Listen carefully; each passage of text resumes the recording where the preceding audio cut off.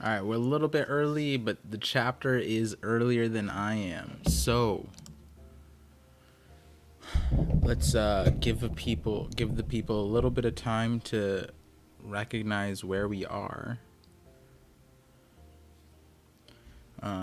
Have not read the chapter yet, but read that in a bit. What's up, Ace? See you hopped over from Twitch. Chimney stacks. We need to talk one day. I need to know. What's up, Nolan? Some would say this is Professor Parr. The others would say it's Steve Jobs. Is Steve Jobs one of my satellites? You know, I got Oda here. Steve Jobs, made apples. I like apples. Is Vegapunk's head an Apple reference to Steve Jobs? Question mark. I'm on paternity leave getting knocked up this hard. Yo, Wave Master, what's up? What's up, Time Lord? I'm getting on my main PC right now. Time Lord acting like Batman right now. Fair enough. I got to get my second computer up. Sir Satellite, he did great things, right? Patek. Damn it. Need to be better. Ooh, Ace. Hello. Hold on. This is my drip. At this point in my year on being on YouTube, I think I claimed the mock neck. See, Steve Jobs had a turtleneck. I got the mock neck. You know what I mean? Have I read it? No. Nope, I have not. Nice glasses. You look like Whoop Slap. Yeah, it's. I want don't trying to block the blue light. I'm trying to remind me, guys, after the stream today, to order the new glasses. I need to get the new ones. Almost Jobs, lol. Wait, did I really, Ace? I thought it was Dill said. I know. Alright, baby Pluton, thank you.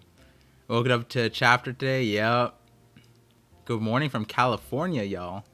What's up, Cold Killer? Agreed, Perisper. I was gonna make the TikTok, but I was too late. Everyone realized it, so. I saw you on Roger's base, loving your content. Hey, Morph Anime. Appreciate you being here. All love to Rogers, the Mammoth Boys. Whoopsip drip kind of sleek, not gonna lie. Fair. Whoopsip has a bucket hat, right? That's in right now. Or that was in, right? Our bucket hat... Do I have any Gen Zers here? I'm not that I'm not Gen Z. I mean, you guys don't know how old I am, so... What's up, Chin? Alright. You know what? Let me just do one thing real quick, and then we'll start the live reading. Okay. Oh, let me just double check one other thing, which is whoa, what's this? All right, cool. Gen Z goes back to 95. Yeah, I mean, Mimoji, my guess for Par's age is 23. Well, I'll just have I've been married for more than 4 years. That was my sauce for a few years. People rock with heavy. Bucket hats are saucy, but depends on who's wearing it. Yeah. Par looks like a pristine 28. Well, cannot deny or confirm, but I will say I do look pristine, right? Par trying to hide his age while trying to seem as young as possible is funny as hell. Oh, what do you mean seem as young as possible? What are we talking about? Par is most definitely a boomer. What? He's married, guys. He's at least 26. Interesting. Par's a PSA Black Label 10, 28 years old.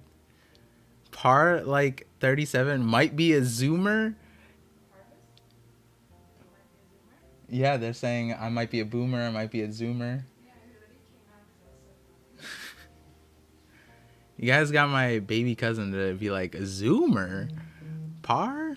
Question mark. If you're married, you're 30 minimum. I don't know. Yeah, Par's 22, married at 18 during his college days. I love the story being written right now, John. Young Usopp, definitely 27, 28. Let's not... Par is clearly from the Void... Facts. I'm from the Void Century. Par is 27, source, trust it. There is no middle ground. I loved it when someone came into the stream and they're like, Par is definitely 39. And I was like, oh, I like that. All right, yep. Let's get into the chapter. What's up, Kev dog? Let's get into the chapter. Oh, Kev, you were reacting. I think you're honestly the reason why I realized the chapter was out. I woke up, got on YouTube, and I was like, Kev dog streaming, and I was like, wait a second, I can't look at this because it said 1067. So appreciate you, Kev dog, for streaming on drop. He said Par's from the Void Center. Exactly. Time traveler. I like it. Par punk time. Glad you enjoyed it, Kev dog. All right, let's Okay, let's hop into the stream then. Let me just make sure one last time I got everything prepared. All right, so like always, thank you guys for tuning into the Knockup streams where we're going to get knocked up by Oda. The chapter dropped super early. I didn't get to read on the drop, but I realized very quickly that the chapter's out. And so I think we're still planning on getting Sai in after I'm done reading and done like my like synthesis. While I'm reading the chapter, I don't look at the chat too often unless something super crazy happens or I ask a question and I'm like focused on certain names. But yeah, so hopefully just keep that in mind, and then also no spoilers just in case on the off chance I end up reading it and then spoiling the rest of the chapter. But it's gonna be an early dang, we missed the four play stream, and then the Milky Way stream's coming early. It's not gonna be a midnight thing. All right, so damn, that's why it's called Knockup. Exactly, Ace. That's why it's called Knockup. All right, let's hop into this.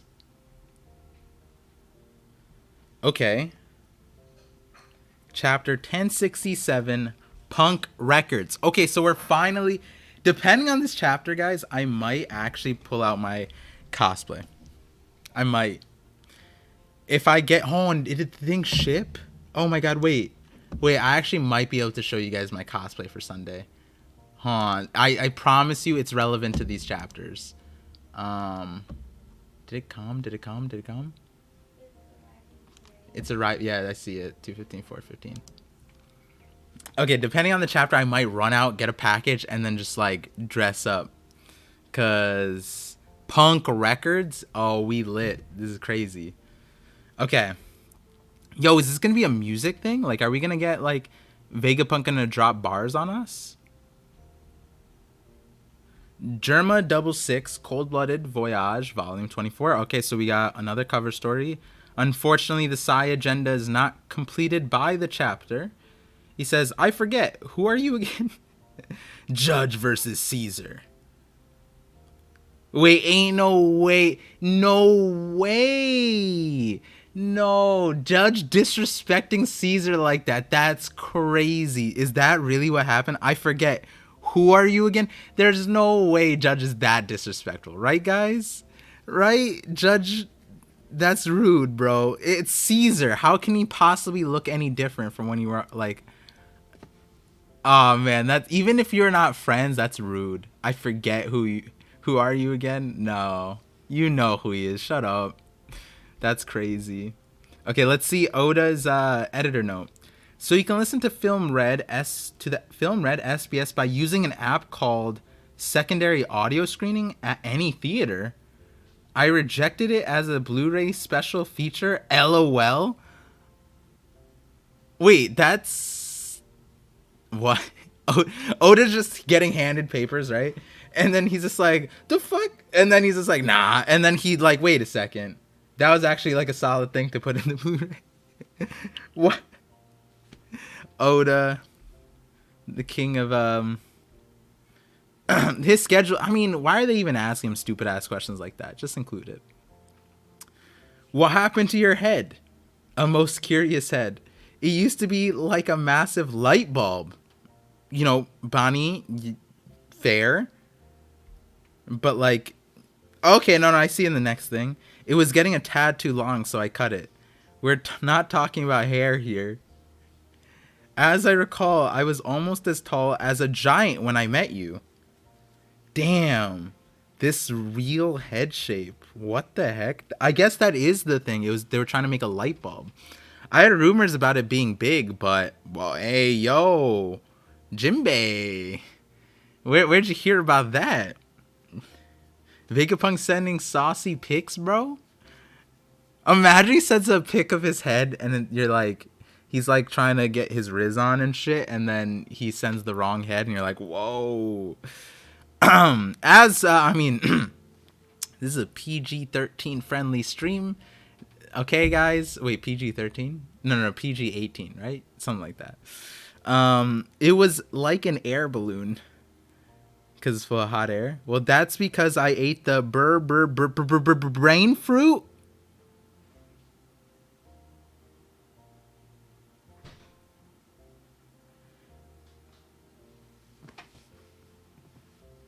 Wait, what?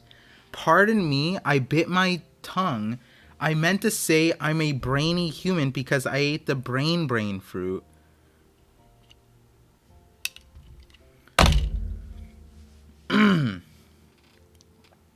Okay. See, this is the Knockup stream, but the brain fruit, what kind of brain we giving people, bro? It allows me to memorize an unlimited amount of knowledge and makes my brain grow in size accordingly. Having an unlimited data bank is a handy ability for a born genius like me. Wait, so he's a born genius?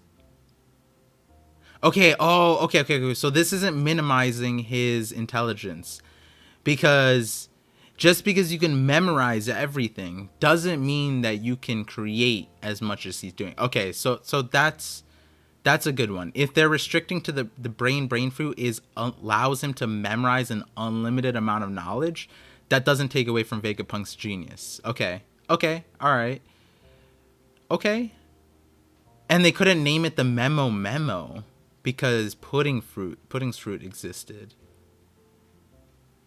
Memo fruit allows you to interact, and his allows you to memorize everything.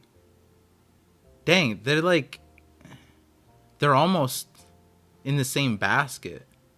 Yo, I mean, if you guys watch like my first videos, Elemental Hockey, and then Devil Fruits or Training Wheels for Peak Hockey thing, this is so interesting when you think about it. Because then it's like you add Pudding's fruit and his fruit together and you get like a whole package, which like kind of indicates that maybe the idea that like certain devil fruits are on the same branch, right? Like the Mera no Mi and the Magu no Mi, they were all on the same branch. Oven's fruit as well on that same branch, and then Pudding's fruit and his fruit would be on the same branch. Viola's fruit might be on the same branch. Interesting. Okay, we're gonna have to come back to this and think more about this. The brain fruit though, interesting. That kind of knocks out the Parasparrow one though. Parasparrow being big, Vegapunk's big moms, because then it's like this isn't hereditary. This is due to the fruit. Also, what a whack, like, what a weird side effect. How many devil fruits do this, right? Like, because his devil fruit essentially incapacitates him. It's very similar. What's up, Bin? Welcome to the chat. Welcome to the stream. What's up, homie? Pudding affects others, but VP is a personal power. Yeah. No, that's what I'm saying. Like, if you added both of them together, it's a full package of the memories. Because if his fruit is the memorize unlimited amount of knowledge, then like the memo fruit would be a more accurate name, right? the brain fruit, which is like I don't know how how Japan talks to, but in the West, giving brain is definitely has a different meaning.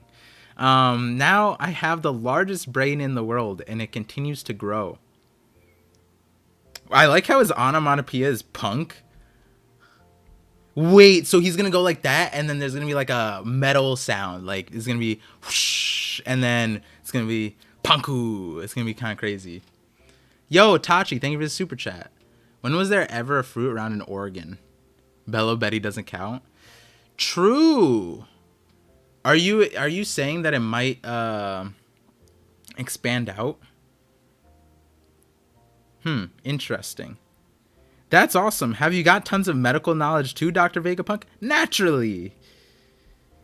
Does that mean you're dumb now, old guy, because you cut your brain out? Valid question. Valid. Luffy's not wrong. Don't write off a genius, you rascal. I mean, hold on. His question was valid, Vegapunk. Let's be fair. See this apple here? It's an antenna. It's an antenna. Take a gander at the top of the island. Notice how it says Punk Records under the giant egg. That's the hangar where I keep my brain. What? Isn't that way too big? There's no harm in me being away from it since my antenna. So that theory of him having his brain somewhere is proven. I just don't think anyone realized how big the brain was. There's no harm in me being away from it since my antenna can pick up the brain waves. What? Yo, wait. He's mechanizing mind rope right now.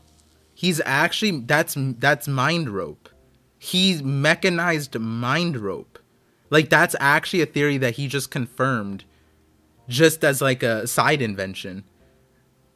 Like, that's technically what mind rope is, right? Like an antenna that picks up that's exactly how I described it. Wait a moment. That's kind of wild. Okay. If you guys haven't seen the mind rope video, what are you doing? But because it's already confirmed. I mean, it's been 3 weeks since Film Red. Confirmed in the movie. We're going to have the video about that. You met a little girl earlier who called herself a Vegapunk, right? Yes. That's one of my clones. Okay, clones. There are 6 on the island. Clones. You're a ninja? What?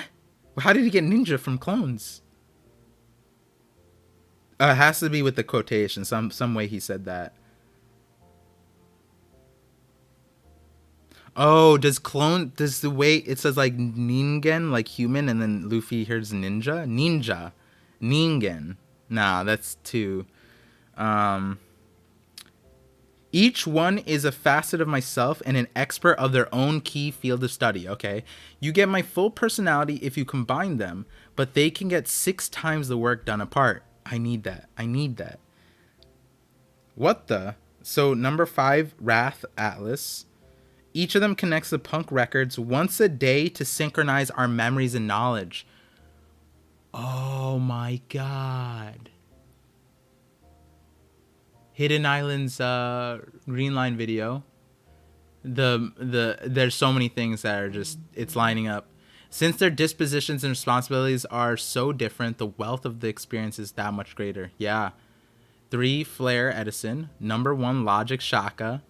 2, Evil Lilith. 4, Wisdom Pythagoras. Wait, so why does he...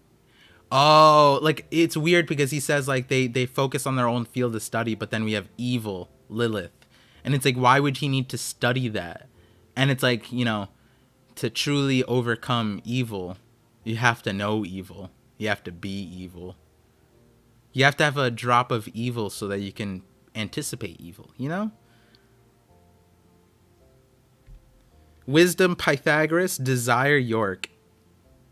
That's so fun. You all share the same brain? I find it difficult to wrap my head around that. I just think of it sharing the same library. Yeah. Yes. If only I could let everyone in the world connect to my brain, all of humanity would have access to my knowledge. Okay, maybe let's not do that. Let's not give everyone access to the knowledge, right? There has to be like some kind of membership or like, application. You know what I mean? But because knowledge is power. But then again, if you give everyone the power, then it balances out, right? Technically, theoretically. But like, then there's one. You're always gonna have a Lelouch. You're gonna have a Kira. You're gonna have a one dude who's just mega brained, right? Like, you give this to what, Blackbeard? Game over, bro. Oh my God! What if Blackbeard is just tapping into the into this? When you think about it, if you just knew how to tap into his brain, you could access all the knowledge.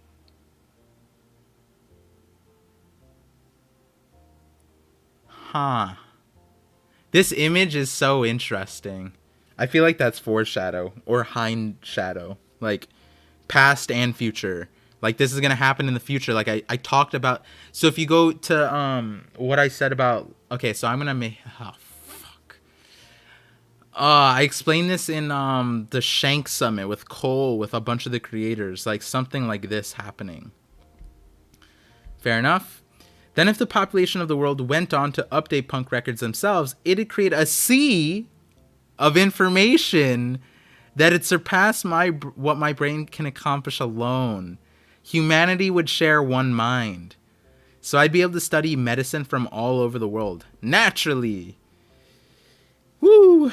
But if you let everyone share their conflicting ideologies, wouldn't all that bias lead to trouble? You sure are a sharp one, Knight of the Sea. But science would never progress if you spent all day worrying about stuff like that. Pep pep pep pep. Oh no, his laugh is weird. That's your problem, Vegapunk. You shrug off sacrifices in the name of progress. That's why Dad's been turned into a heartless weapon.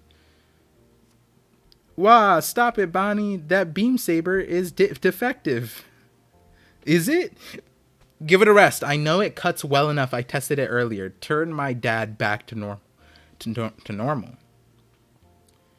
If you even think about saying no, don't be hasty, Bonnie. Killing him would make you a lot of enemies. Hit the off switch, Bonnie. That beam attracts a ludicrous number of bugs.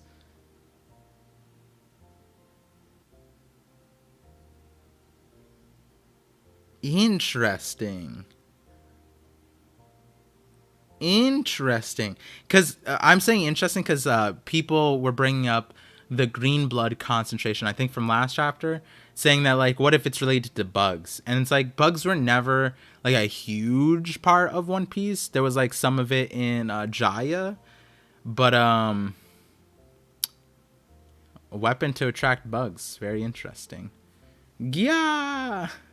And then it zaps them. Check it out, Bonnie. A giant stag beetle. Interesting. Isn't Heracles a stag beetle? Huh, we'll see. This isn't the time for beetles. Look at her. She fainted. Damn. She got conquered, bro. Too bad it wasn't, just kidding. Ah, that makes perfect sense. Of course Bonnie wants me dead. It's ironic that one of my many failures saved me. Speaking of which, you guys are recently in Wano, correct? You wouldn't happen to know whether a dragon just like Kaido really appeared there. Oh, you're talking about Momo? I suppose he ate...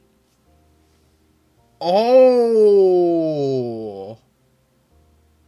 We're gonna learn why it's defective. Oh no. Considering that light beam... it attracts bugs. Maybe there's an actual defectiveness here. Sabiba has conquers hockey. Yeah, even if Pooh wouldn't get. Oh my god. Look up Kepri. Let me see Kepri.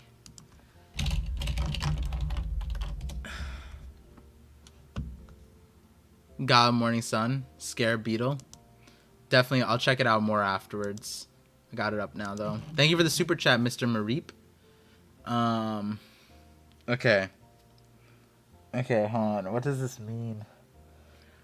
That the reason I paused is because gotta prepare because I have a video that's about to get debunked right now. So let's see how we adjust it with this new information. I suppose he ate the defective fruit I left on Punk Hazard. Defective, what do you mean? That was an artificial devil fruit I synthesized. I made it after 20 years of researching Kaido's lineage factor. We knew this.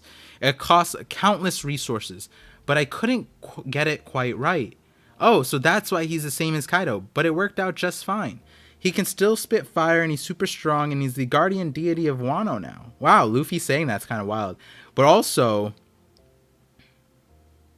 you really made that? Awesome. And his color?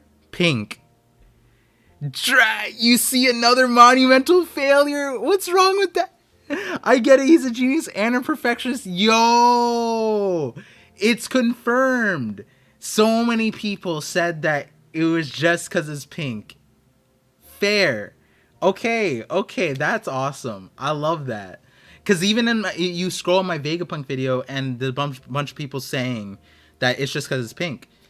And I personally didn't like that reasoning, but it's not that I didn't like it. It was just that I was thinking that there's more to it.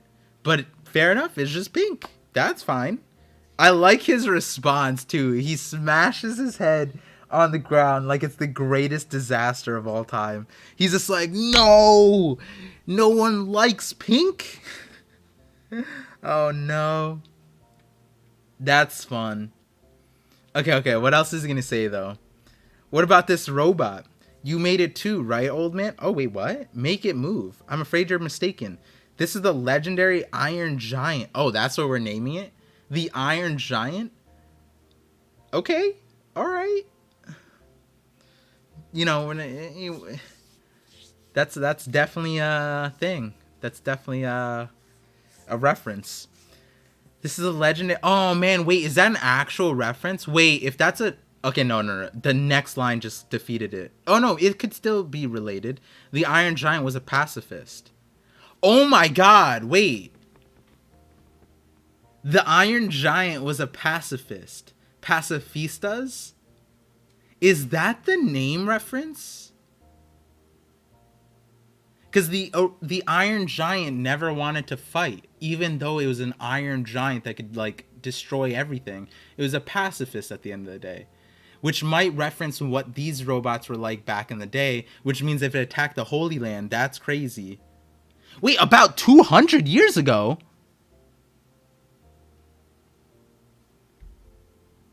Yes, but it was built over 900 years ago. What? Wait, what? 200 years ago? Wait, 200 years ago is when when Fishman Island rejoined the Reverie, the world government 200 years ago. That's the only thing in the timeline, I believe, 200 years ago.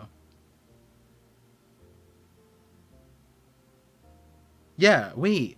Oh my God, are we gonna actually get the information about that? Oh my God, wait, in my recent videos, I was just saying the whole Fishman Island thing. Oh my God, wait. 200 years. Okay, we're gonna hold that. The Pacifista name, we're gonna hold that because I want to make a short on that. If that's the reference, the name for the Pacifistas, I'd love it. Okay. Its objective remains unknown. I heard it ran out of power. Oh, that throws out the size thing, though. I heard it ran out of power before it could cause any... Oh, no, actually, it doesn't throw out the idea. Maybe Nika awakened slightly back then, but we'll okay. I heard it ran out of power before it could cause any casualties. Either way, I'm sure the scientists of the time were absolutely flabbergasted. Such advanced technology would have seemed totally alien to them. I mean, you seem alien to us. None of them could tell where it came from or what it was trying to do. It seems the world government ordered its destruction, but the scientists of the time couldn't help their curiosity. That's why they hid it here to be passed down without the government's knowledge. Good job on finding this place from the town. The entrance should look like a wall. We just stumbled here since we're all old and senile. Oh. I wonder if that's a line. We were all old and senile. Oh, that's a shame. 200 years ago, that's around the time the Fishman Rights Move. Oh, yeah. Fishman Rights Movement. Oh my God, we're learning about it right now. The Fishman Rights Movement started to gain ground. Oh, that's a really beautiful wording. Because, like, the whole thing about the movement is to gain land. Start to gain ground. Wow, that's really great wording there. So you're saying that robot climbed the red line? Most likely. What do you mean climbed it? It's like that's easy for this thing. Fisher Tiger did it. I created Vega Force 1 based on what I learned from it. But I lacked the scientific prowess to reverse engineer every aspect of it. It's difficult to believe that this mechanized soldier was made over 900 years ago. Okay, so even Vegapunk can't fully recreate this thing. That's insane. That's actually insane because we've seen Vegapunk is changing climates, create his own spheres, like the Fabio sphere or whatever, the Labo phase, Fabio phase, whatever, Fabrio phase. There's something even you couldn't recreate. It's power source. In the past, they had a power source that would upend our modern idea of what's possible. Is it actually just Joy Boy? It has to be something crazy like a laughter. Laughter is the power source. Well, at any rate, it's good to know Luffy and the others are okay. Who is that girl, though? That's Julie Bonnie. She's a pirate. I thought the one we saw before was a little girl. And the way Vegapunk's head works is crazy. I truly did a terrible thing to Bonnie. Yeah, you should get down and beg her to forgive you, old man. You young dolt, like you know anything about it. There's something I have to give her. Regardless, I feel like fate brought you here today, Straw Hat Luffy. Please, can you take me away from Egghead? Yo, Vegapunk for Nakama, bro. Yo, Vegapunk is gonna be a Straw Hat? Question mark? Nah, he's probably gonna die before that. Gyow. This is Cypher Pole. We are requesting entry to Egghead Port. What poorly trained pets? I mean, they're not trying to attack you, right? Reports indicate that Julie Bonnie was spotted making her way here too. That pest keeps slipping away from us. She served her purpose, but the Gorosei don't look any younger. So what purpose? Let's just terminate her on sight. Yo, Kaku's mask is kind of cold. They added a beard to his mask? That's kind of dope.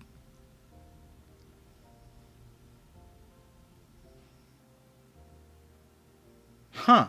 Interesting. I like how the Kuma Seraphim is just chilling, just vibing.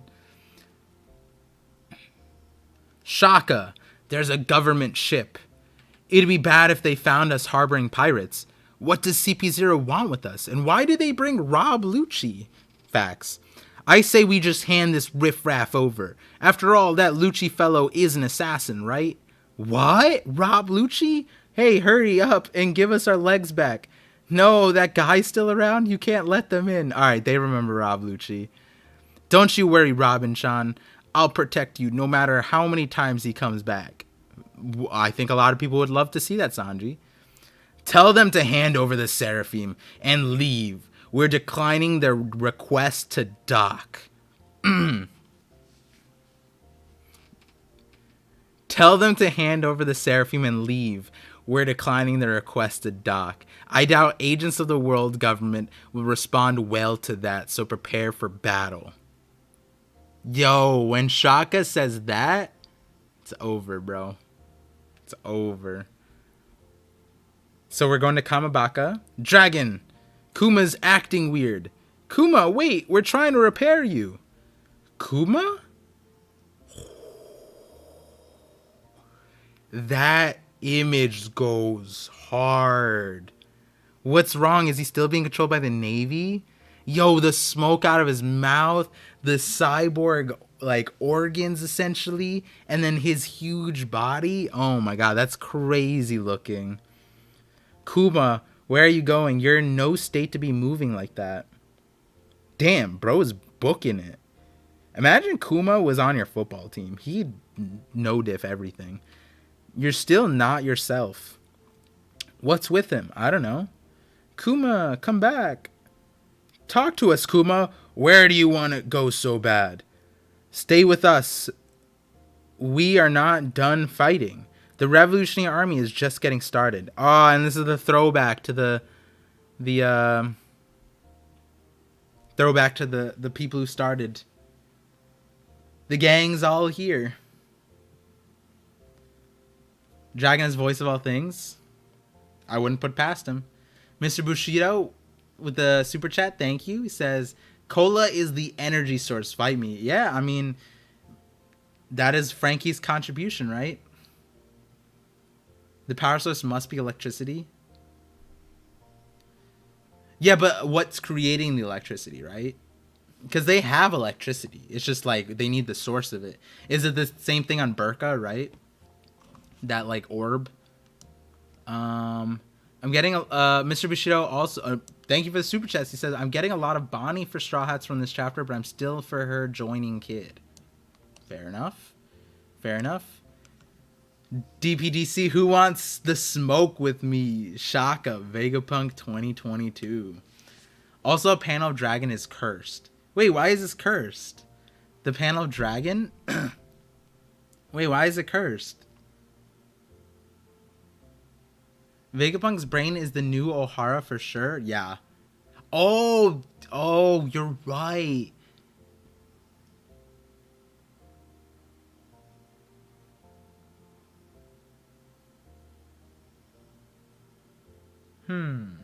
You know, a lot of people would say that the devil fruits, because of their ridges and the swirls, they kind of look like brains, because brains look like the swirls, right? I've heard, you know, I've thought that. A lot of people have thought that. But the way you just said Vegapunk's brain is the new Ohara, it kind of just made me think like the tree of knowledge is just like the pre-Vegapunk brain. You know what I mean? Does that make sense? Like in the past, the tree of knowledge was like an entity and it was a brain. I don't know. And then it gave fruits to the devil fruits, or gave fruit to the devil fruits. I don't know. It's just kind of interesting. It almost seems poetic, too poetic. But then we get the thing that he actually stored his brain in the egg, the egghead.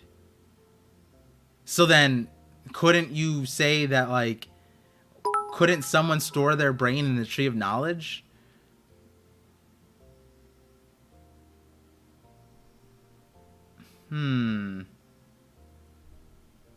Interesting. Interesting. Tree of knowledge was in the library. Have I been wrong this whole time? It's a different kind of library. It's a pink and gooey library.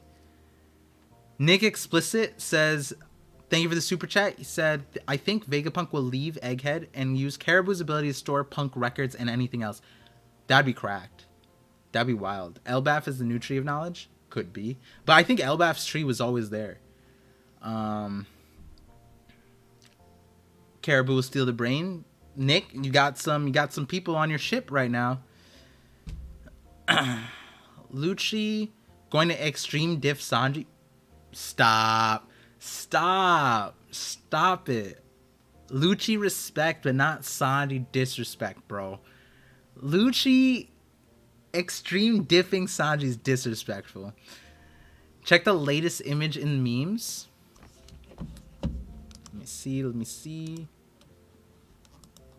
Okay, so this chapter was very interesting. Twitter is a shit, well, you're not wrong, but journalists and academics use it. Fair enough. I'm thinking that instead of having Zoans put into objects, the Ancient Kingdom placed Logias into objects to help power other items. Interesting. You know what I realized too with like Logias, like Enel, there's no limitations to his powers, right? Like he can infinitely output. Same thing with Akainu, right? He can infinitely output his thing. The infinity part, maybe that comes from somewhere, right? The undying flame. Lucci getting clapped. See, KX, man, we're on that same brainwave right now. You guys are tapping into my punk record. Oh, I'm gonna get a punk record here. Oh yeah, a giant egg that hovers my desk where I store my brain. Actually, I've been thinking about that. I'm gonna buy like a 10 terabyte hard drive or something to store all my info. I'm gonna try doing that. So, something like that. Why do the YouTube comments appear on the stream chat in massive chunks? YouTube is bugged right now, VibHav. It's been that way for the last 2 weeks. It seems like YouTube made a change, and everyone's API needs to be updated, and so don't know exactly how long it's gonna take though. Kool-Aid, thank you for the super chat. Said, could they be talking about nukes? Nuclear power is technically the power of the sun. Pluton, plutonium, pluton is nukes.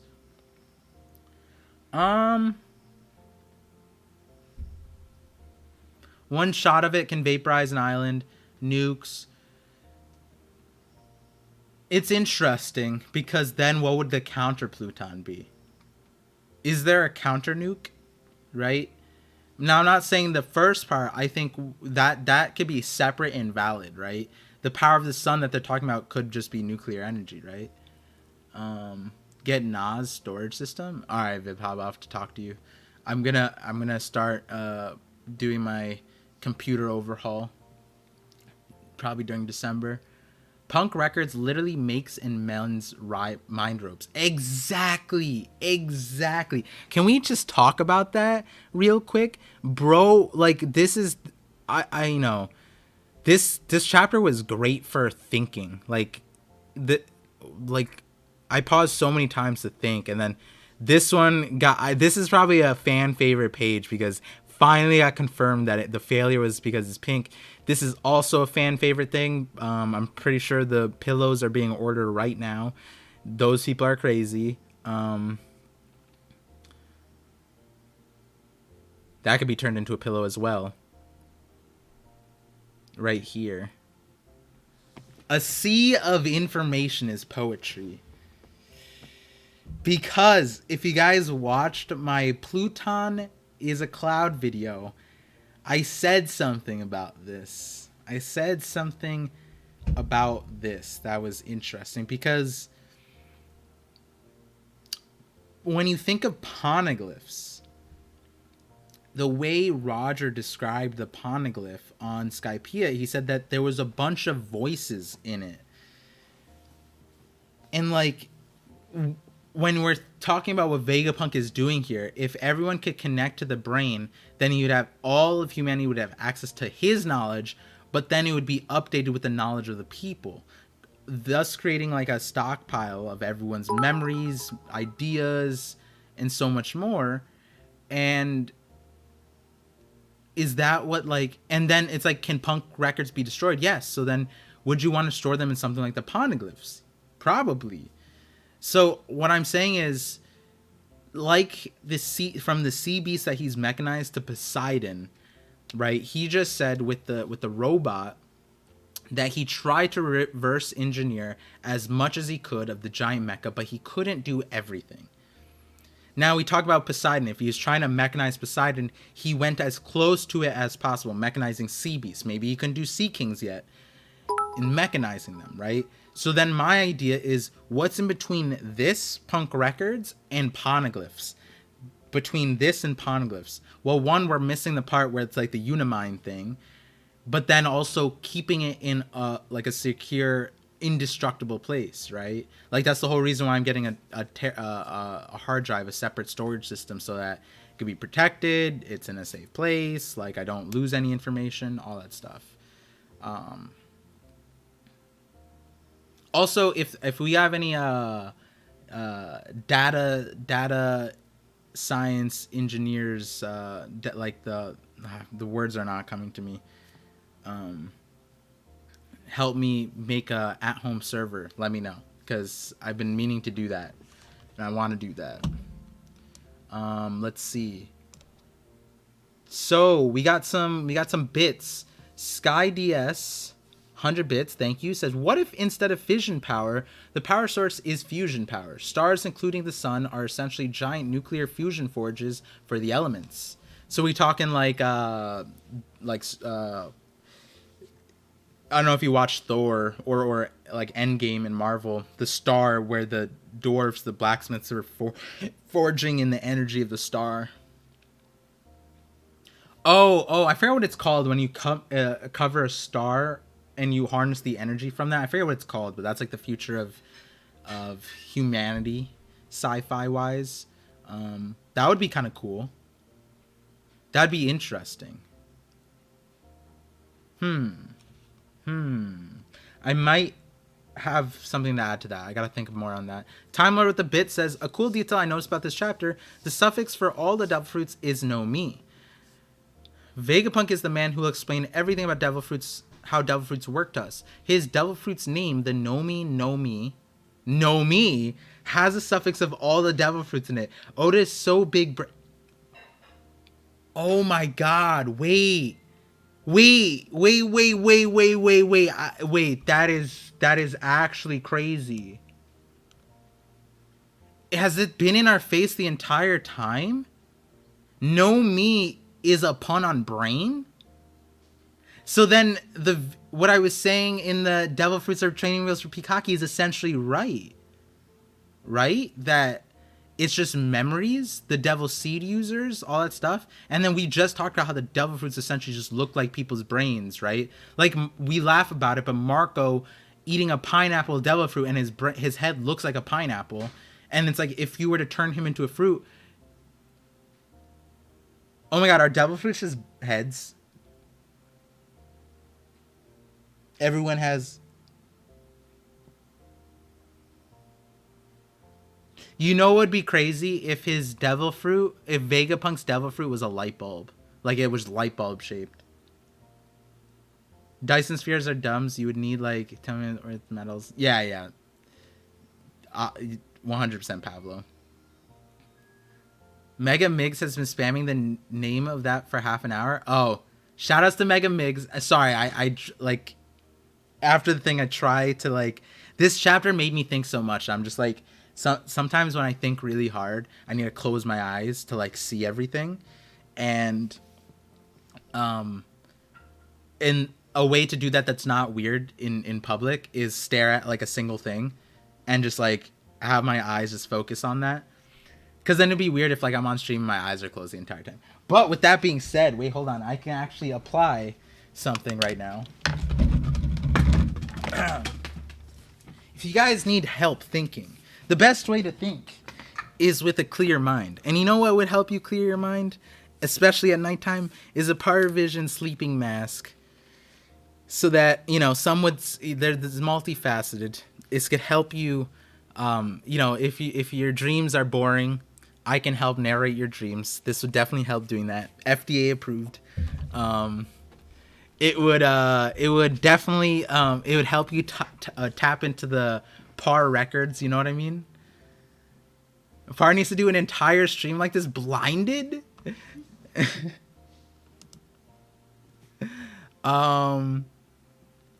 Nika has things in his hair and eyebrows similar to the patterns of the Gomu Gomu. Yup. They're all brains and memories. The devil fruits, no wonder they taste bad. Yeah. So now I think there's no better time to refresh that video. That the devil fruits are training wheels for Pikaki. I'm gonna refresh that one, but include the devil seed user. You missed my other bits, but yeah, his fruit is cracked. Wait, I did? Wait, which one? I thought I read them all. Thought I caught up. I apologize. Oh, there we go. Laughter powering the world. One Piece is a ripoff of Monsters Inc. confirmed. It was just a conjecture, but that'd be interesting, right? Because the door fruit. Wonder where that was inspired from. Just kidding. I don't think Monsters Inc. was even out. Oh no, Monsters Inc. was definitely out by then, I'm pretty sure. Let's see, just make sure I didn't... Oh, Tachi's earlier one. Was there ever a fruit around a singular organ?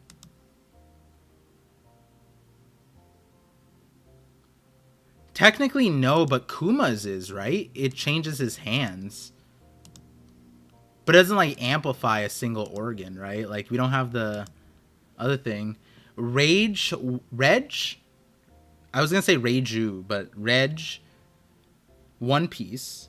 Appreciate you. Thank you for the super chat. Kuma's consciousness may be split. His original pacifist. Oh, that was another thing. The name pacifistas. If that's a reference to Iron Giant, that'd be crazy. His original pacifista body and his seraphim. Kuma's move now is to connect both halves, leading Dragon to Luffy. But okay. Wait, that would be poetic if the seraphims, because then it's kind of like seraphim is his shadow. And then connecting, that's kind of cool. The no vision. The real vision is the no vision, because you don't need vision to see the vision, Dennen Kushi. Did Kuma wake up to reality? Kuma woke up to something, bro. It's almost like the way he reacted was almost like he was caught lacking, you know what I mean? His girl was coming home, something like that. You know what I mean? No, I'm joking. Did you react to the chapter yet? Yeah, I already did. We read it, but we're still synthesizing it because there's some craziness involved here.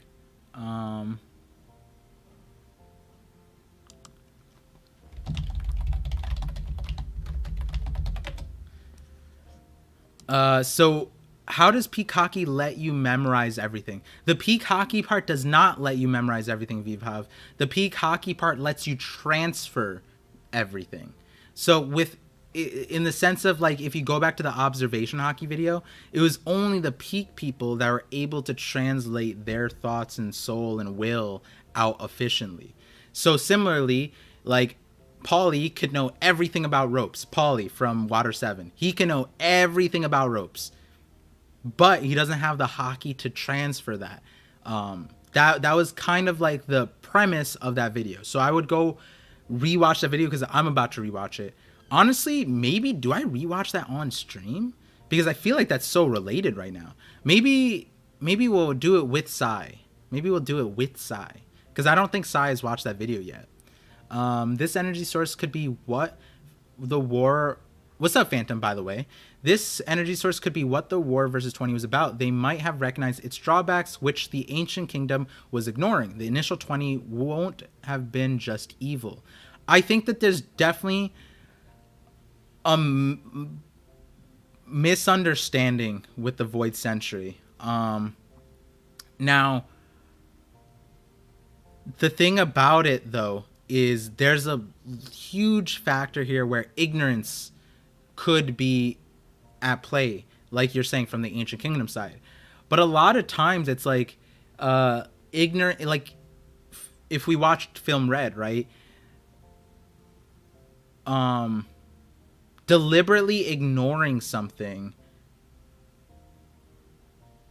and pursuing something just because it benefits your agenda leads down to a hairy, because once you, it's like a common thing that like the villain is just like willfully ignoring a certain thing because they're so driven by their emotion or something that once they accomplish it and then they reflect on it, they're like, oh damn, you know.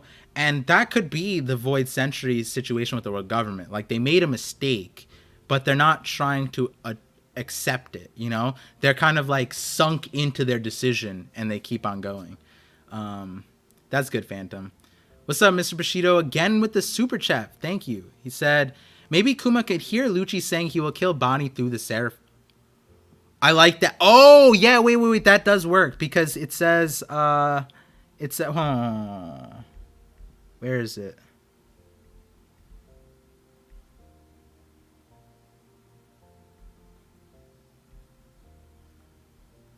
Because if since we have this technology for Vegapunk, this is all his brain. Didn't it say somewhere here that like, yeah, the antenna thing, right? So like Kuma could have his own version of that somewhere. Oh my god, wait, Kuma Wait, hold on, hold on. There's something I have to give her. Oh, maybe it's Kuma's brain. That might be it, right?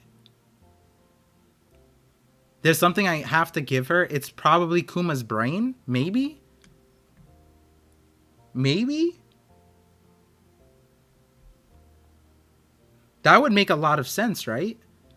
And that brain is what Kuma is, all his seraphims are antennaing to.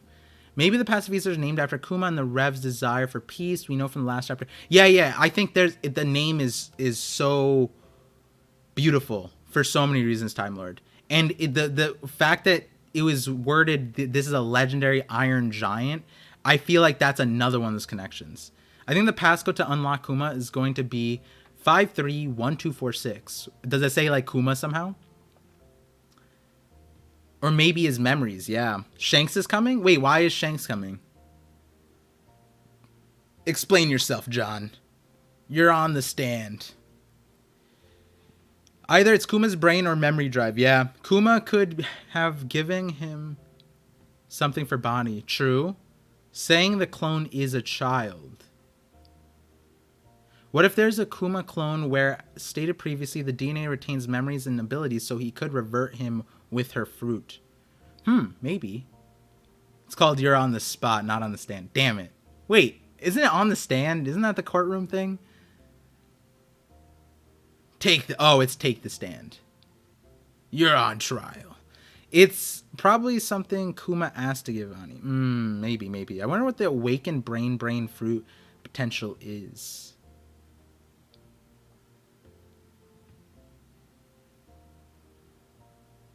His abilities to memorize everything.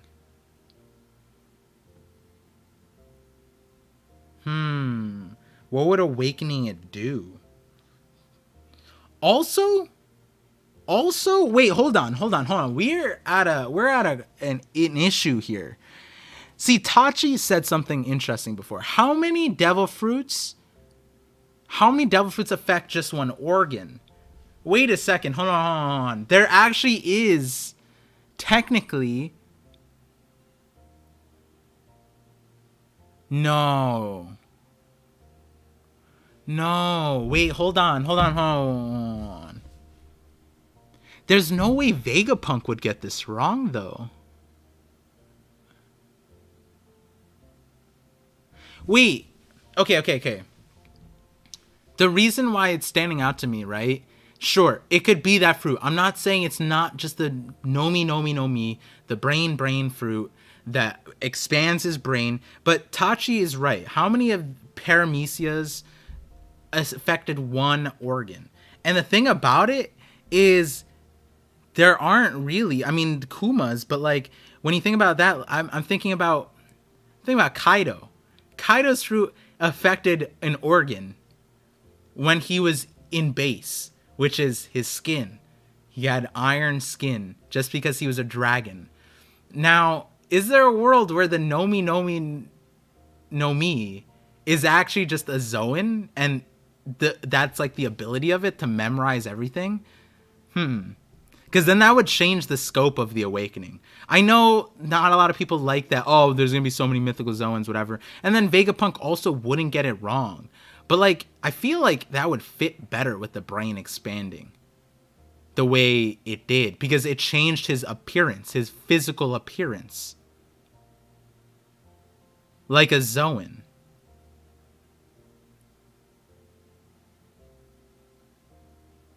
I don't know. Potential mythical Zoan knowledge god fruit? Yeah, exactly. The Nomi.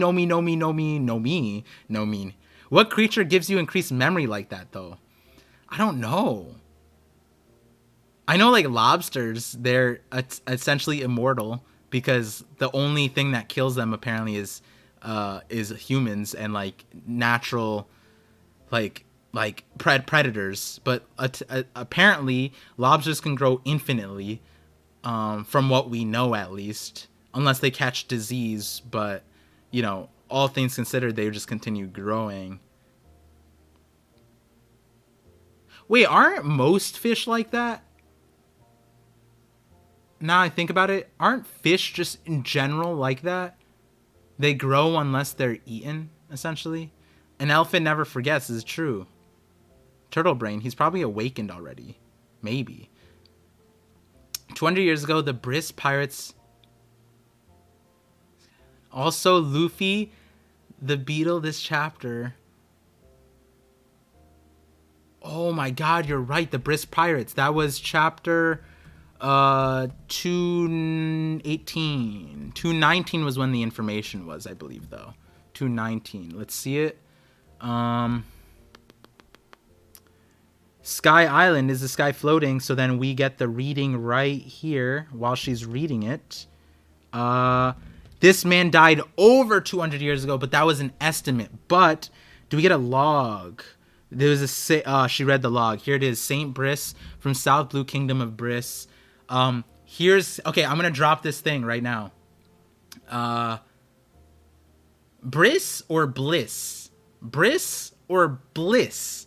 Saint Bliss. Bliss Kingdom. Joy Boy Bliss. Laugh Tale. Kingdom of Bliss.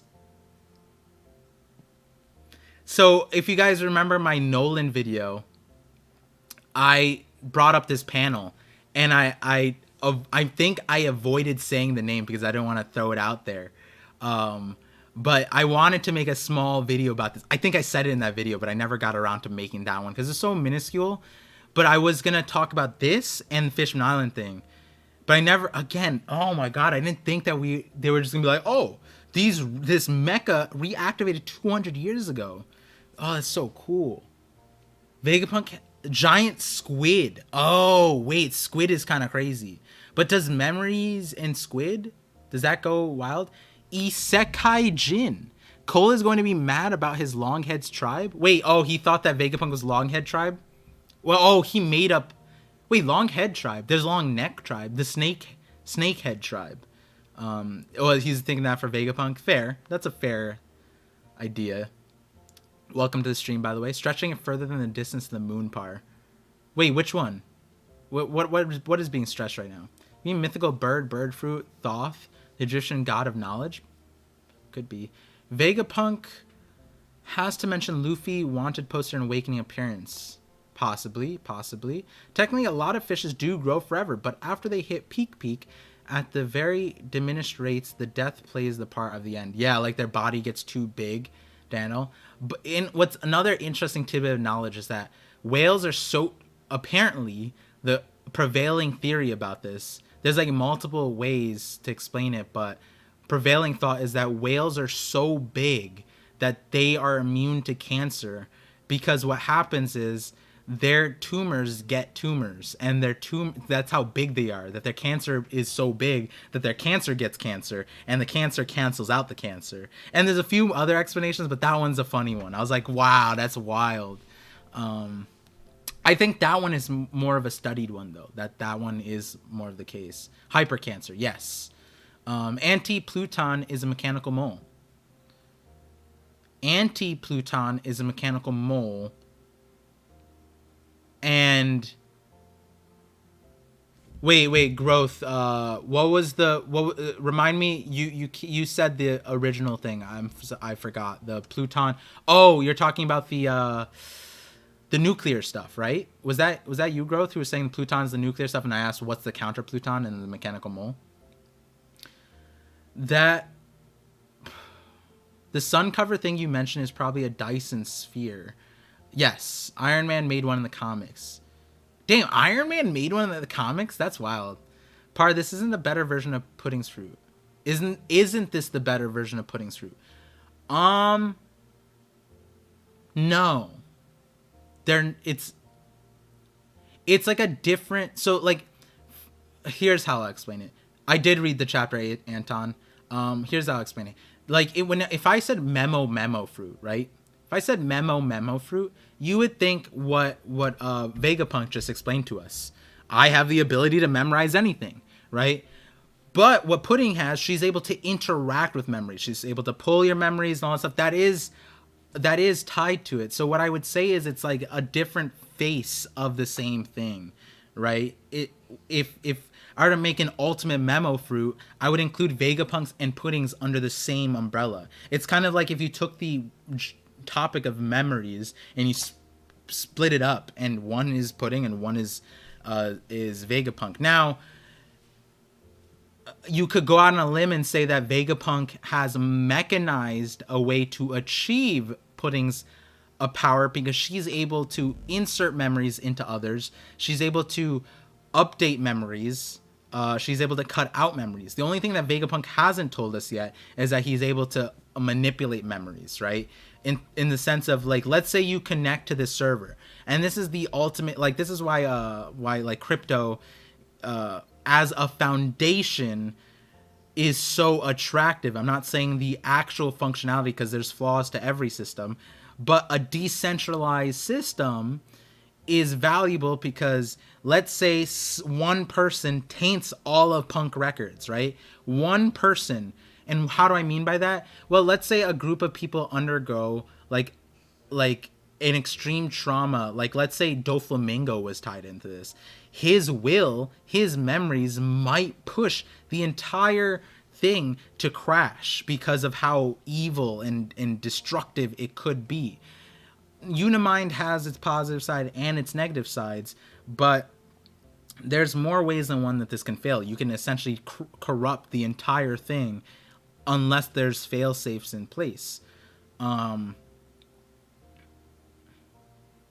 So it's interesting to see, because that is one flaw. But then on the other side, if you tried to manipulate that, right? Like, let's say there's an overlord who's like controlling what memories go in and what goes out, then you automatically create a flaw of control, right? You move away from freedom. And then that's where a pudding person would come in, because she can delete memories. Like, she deleted Sanji's memories and all the chefs on her island, right? She deleted memories. So if you go around deleting people's memories, what do you get? The voids.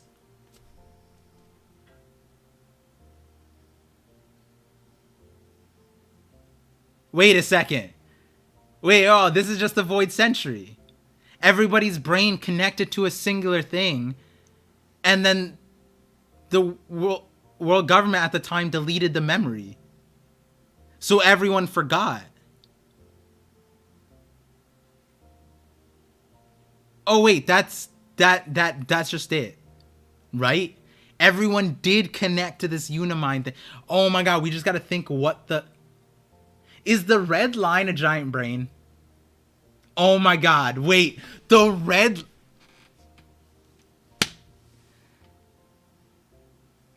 line is just everyone's memories. Everyone can, it's either that or Laugh-Tail. It might be Laugh-Tail, it could be the red line. Weren't the Pontics created after the Void Century? So Crab, then the explanation is there's a few people that disconnected. We are making history. Vegapunk idea sending is based off Nikola Tesla. I love it. Get aside, Titans in the wall, we have brains. Gurus and the brains are knowledge related. Yes. Wait, hold on. I think that just cracked it, right? I think that's okay. Let's just TM that. The Knockup stream, I got knocked up so hard. The information just went right to the. Whoo! That's why Toki forgot everything, maybe. Wow. Wait, hold on.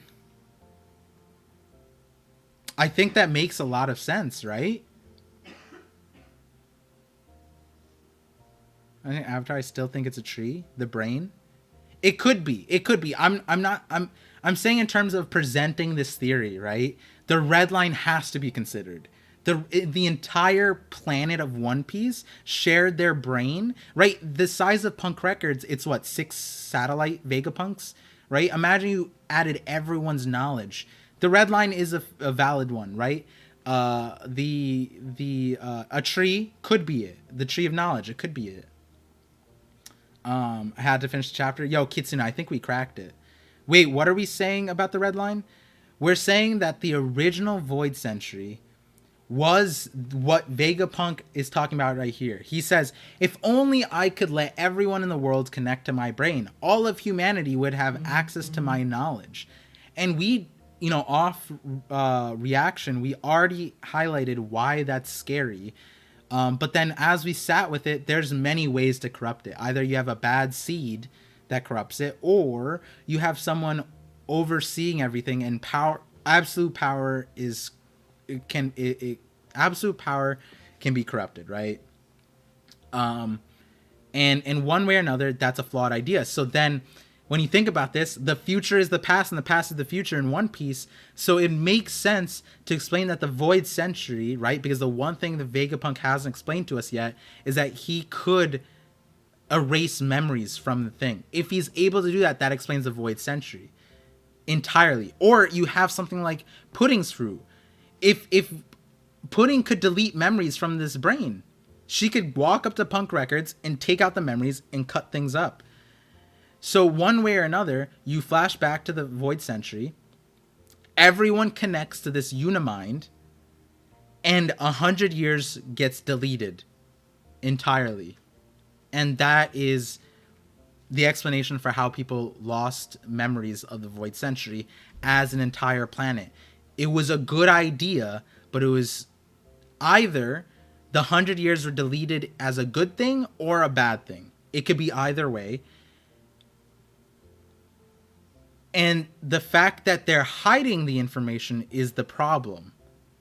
Because if you learn the context of the 100 years, maybe forgetting it is better. That might be the history of what Rayleigh was talking about. That might be the history of what the Gorosei and Emu are trying to hide. So one way or another, I think it explains it. And so to go back to what you're saying, Vpav, the red line fits into this. It was, well, Punk Records, that top egg is Vegapunk's entire brain. So if you were to take it, and like look at even the map. Oh wow! If you look at the thing that Vegapunk drew, this is kind of like how you draw like gravitational fields, and he has like Punk Records drawn there. But the point being, it kind of looks like a globe. What kind of structure would be somewhere that everybody in the world could connect to? Everybody in the world. It would be the red line. The red line wraps the entire globe. So no matter where you are, you would be equidistant to it, and you'd be able to tap into the unibrain, essentially. So the red line could be the original brain from this fruit. Or the fruit comes from the original red line. You're big braining it, no pun intended. Yo, I think it's cracked. I think this idea is dope. ParVision, would a super strong hockey user like Shanks lose his memory erased via Hobi no Mi? If they were aware ahead of time of what the power was, I don't think so. Because the problem is, once you lose your memories, it's difficult, extremely difficult to regain them on your own, right? But if you have the memories, yes, you're able to counter it, in my opinion. I guess those who were associated with Joy Boy disconnected themselves to carry the will. Possibly, I guess. Maybe not giant squid, but giant octopus. Don't they have multiple brains? That's true. That's true. Is that entire egg his brain? Oh, wait, we have to recontextualize the brain on Roger's ship.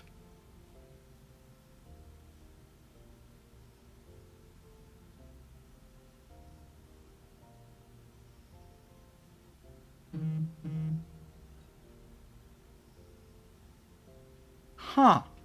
That egg. The brain on... Oh, wait, did I say the brain on Roger's ship? Because it's an egg. Wait, hold on. Is that the answer to what that thing was? Was that just Roger's brain? Somehow?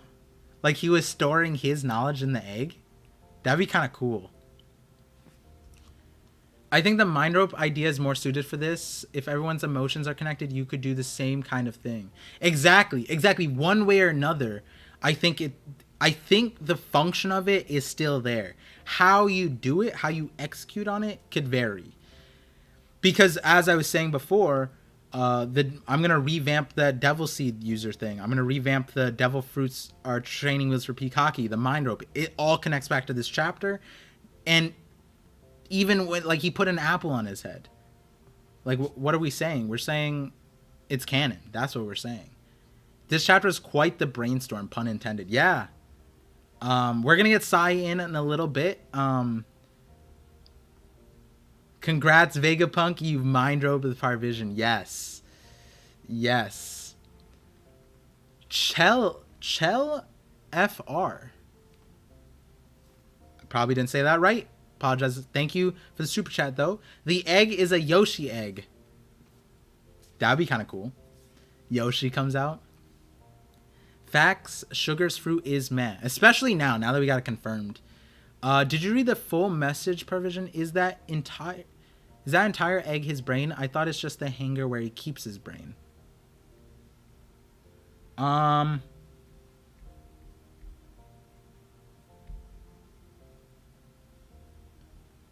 Records under the giant egg. That's the hanger where I keep my brain. What? That way too big. Under the giant egg. That's the hanger where I keep my brain. There's no harm in brain keeping away. Isn't that way too big? Wait, so then where is his brain? Is he saying it's this thing under the giant egg? So we're not even looking at it right now? The hanger underneath the giant egg. Is it like this thing? Or is it like this thing?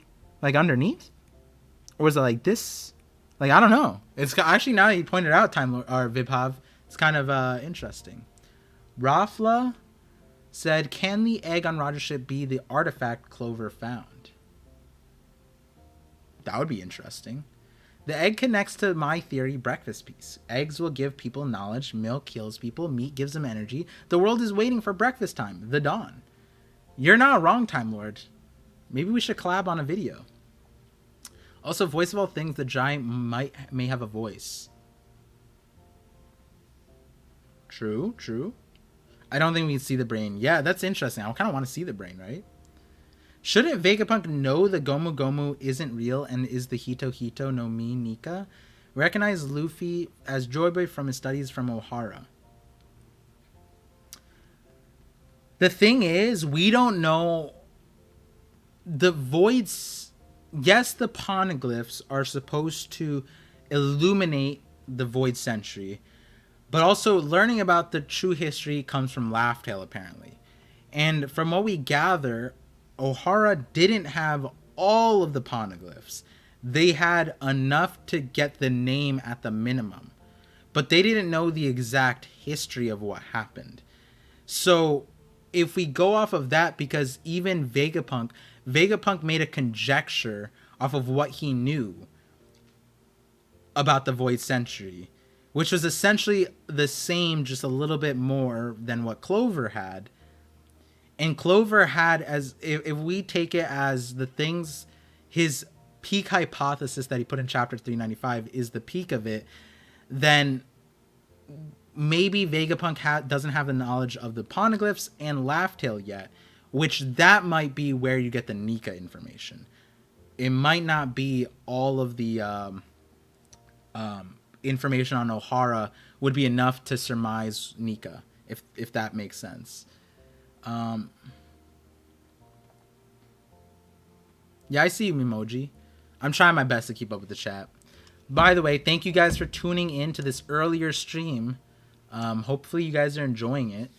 Definitely getting knocked up. Let me see.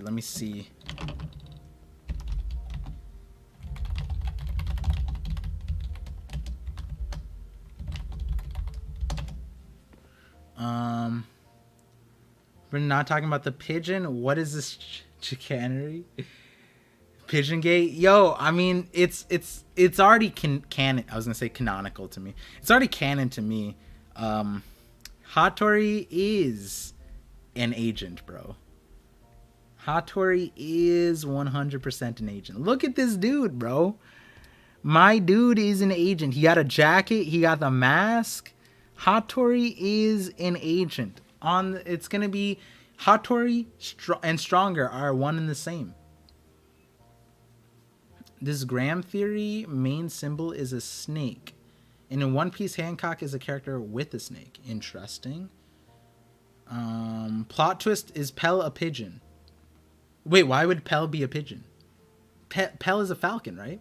It's the pigeon. The pigeon is the fuel source for the robot. Lol. Corrupts, absolutely. Wait, why did you just all caps that? Think we'll see an Oni fruit?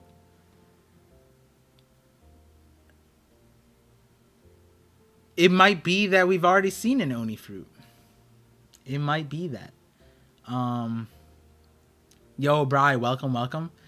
Yeah, it's early stream. I'm glad you got to tune in after class. Hattori is a double agent. That'd be cool. I think the hangar is the building, the tip which touches the E on the record sign. Let's see.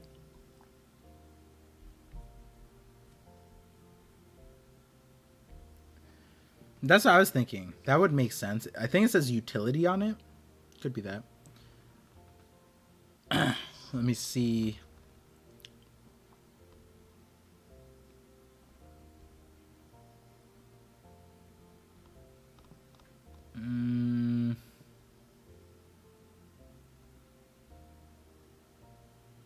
Oh, wait, Memoji, I actually don't see some of your chats. If you were posting just before that. Now I look at it. Let's see. What if the moon is the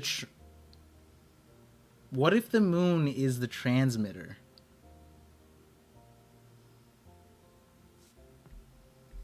Hold on.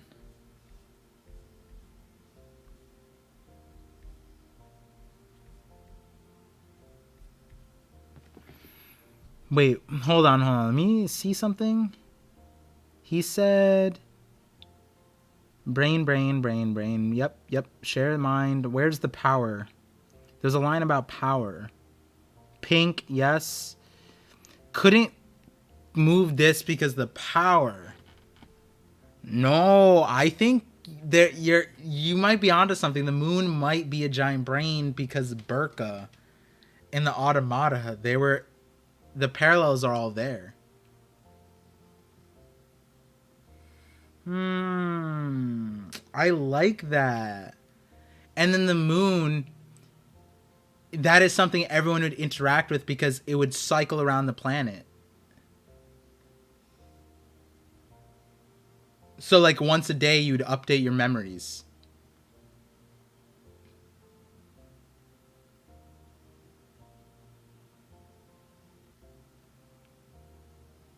Got no explanation for that, DK. DK Ray. Power source is cola. I'm gonna like that. The only thing is, when you step back from it, cola is not a great, like, it's not efficient to create cola, right? La Moon. Moon's not a brain, but all the races came from all different moons. Be interesting. You can update while you dream. Mega Migs, yeah. That makes sense. So the moon, when the moon passes over while you dream, while you go to sleep. Oh my god, this is getting giga-brained. Okay, here's why this is crazy. We know...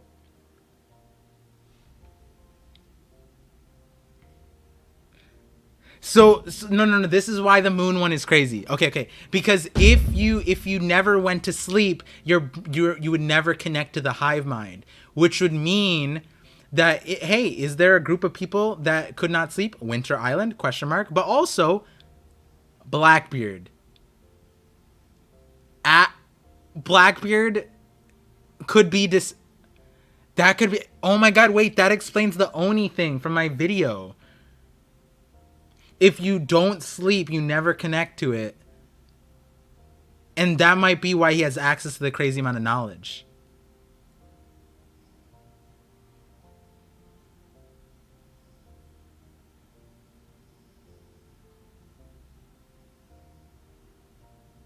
VibHop, either way, that's a lot of fun.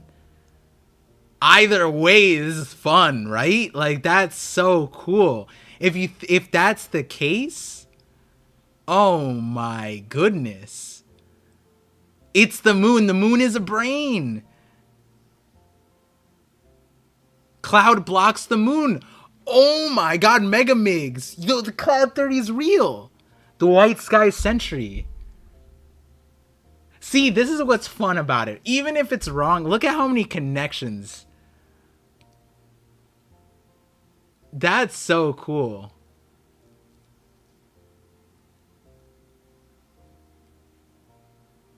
The explosion on the moon in the cover story. Yes, and as I point out in the Void Sentry one, that explosion had to be in the past. But we don't know how far into the past.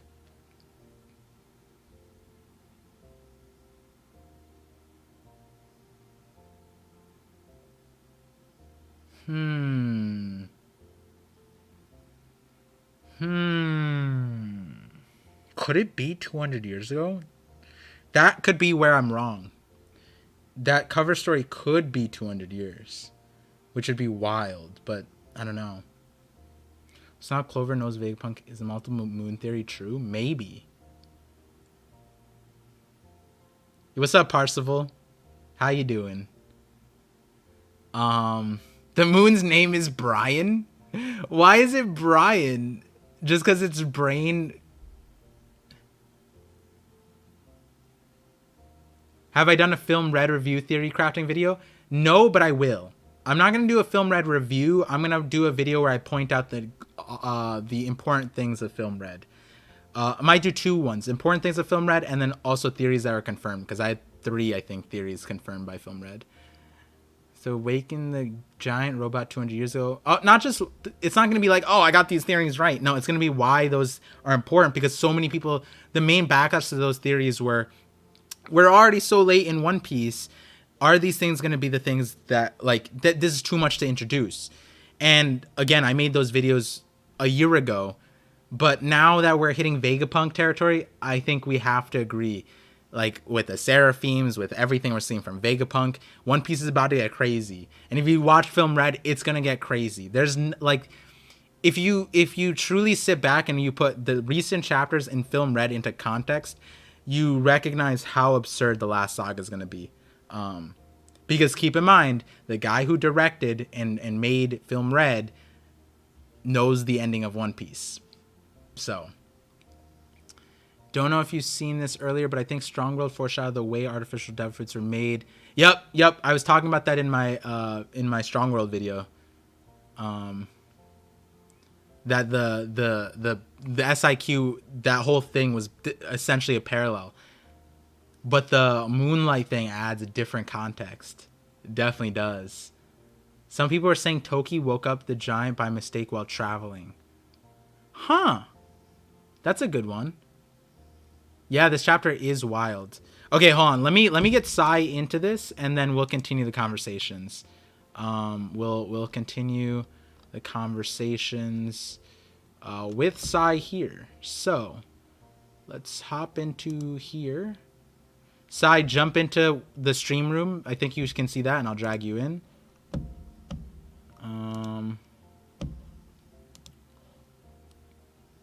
If you're listening, I'll DM you if you don't hop in, though. Wonder what hidden connections are. Film Red, considering the director stressed the connections then. Exactly. I'll illuminate the way, Wave Master. That is my job. Matt Cypher, thank you for the sub. The 8 months, bro. Any thoughts on Yamato being the only Oni with red horns, except maybe the Ice Oni? Ooh. That's an interesting thought that you bring up now. I'm going to have to sit on that one, Matt Cypher. Thank you for the 8 months, though. 8 months is wild. What's up, Sai? Whoa, how's it going? It's going good. This is quite the chapter, bro. Dude, Vegapunk giving us brain is crazy. Yeah, that's what I said. Bro, I don't know if Oda knows American meme or Western memes, but Oh, he has to, bro. He has to. He knows what's up. When he said Vegapunk would give everybody brain in the world, that's a dream come true. yeah, is it a dream come true for you? No, of course not. I don't like Vegapunk that much. He's funny though. I love Vegapunk is really funny. I think this chapter I genuinely laughed a lot. Yeah. Especially when Luffy like, was like, "Hey, are you lobotomized? Are you dumb?" Yeah, that was a good question, to be fair. Like, I mean, we brought that up in our collab. I think like, is he dumb? Yeah, we did. Like, and so Vegapunk called us idiots, apparently, us rascals. So yeah, brats, Yeah. rascals, rapscallions. rapscallions, low IQ civilians, NPCs. Damn, we're throwing out bars. He's memeing on us, bro. He's memeing on us. Hey, we got Chele. I'm just changing the way I pronounce your name all the time, but he said watch both of your vids yesterday. Hey, appreciate that.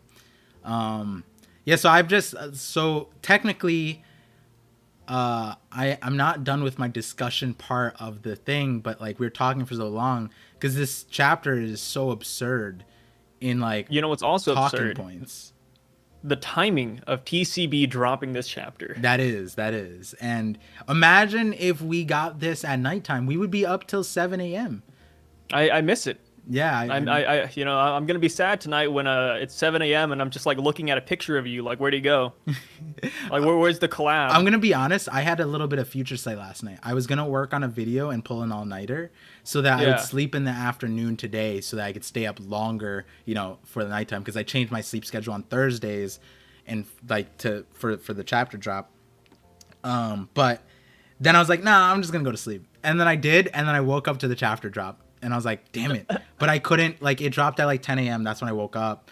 Or like 9 a.m. or something like that. But then it dropped at 10. And I was like, damn it, I can't stream immediately. So it's pretty interesting. Yeah.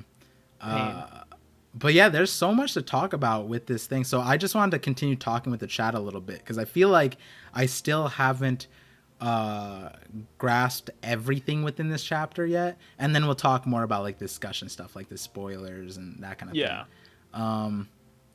thing. Wait, did you hear like the mega theory that we just spawned on this? The red line brain theory?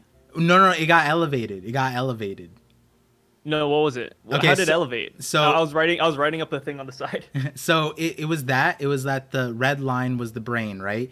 But the contention point is like, how does everyone connect to it? The red line would make sense, but what would thematically fit better is if the moon was the unibrain that the world connected to, and how Vegapunk said that like once a day they all connect to it. Well, it makes sense if you connect to it while you sleep, and the moon comes at night, so every night the moon would pass by, and then that's how you connect and everyone updates their brain. And why is that important? It's because the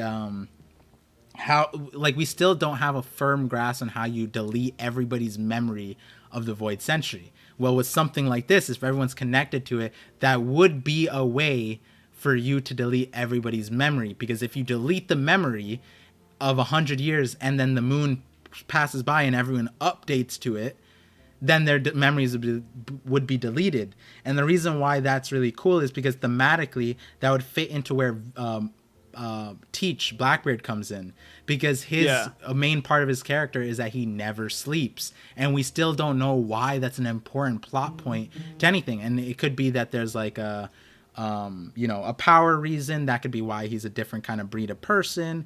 That's why he has 2 devil fruits or something. But it could also relate to how he has this extra set of knowledge. If he never fell asleep, and maybe that was like a passed on thing, an inherited will, and that will accesses that memory, it could tie back to a group of people that never went to sleep during the Void Century. To keep those memories. Yeah, that would. It kind of reminds me of like Naruto, like the freaking infinite Tsukiyomi, but like kind of reverse in a way. Yeah. Or like for a different purpose. I mean, thematically, it makes sense because that's like a mythological type of thing, right? So. Oh yeah. Japanese for sure. Yeah.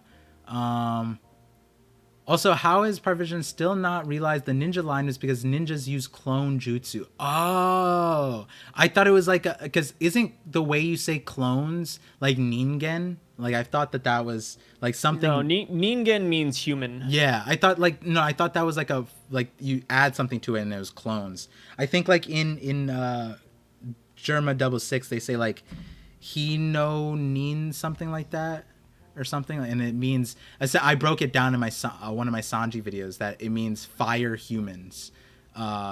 They called it something like that. Ningyo is puppet. Yeah, Kage Bunshin is shadow clone. Bunshin is clone? Oh, it might be, yeah. But in the Sanji video, the word that they used for the clones was essentially fire dolls, and that's like connects to the doll stuff. I forget the words. I have to rewatch that video. Let's see. Just got home, he early. The TCB was early. Did you notice that Vegapunk's head literally goes up to the top of page 1? Wait, what? Really? Wait, is that a real thing? Now I gotta look it up. Oh, like it extends so far that it's in page 1. Yeah. Oh, like the shadowing in the panel. Oh, I see it. That's actually funny. Oh, yeah. That's good. That's a good meme. Yeah, that was a good one. I did not notice that. Good. Look at that observation hockey. That's wild. Hold on, let me pull it up on thing so you guys can see it. Vegapunk is a pretty funny guy. Yeah, I like it. I like it a lot.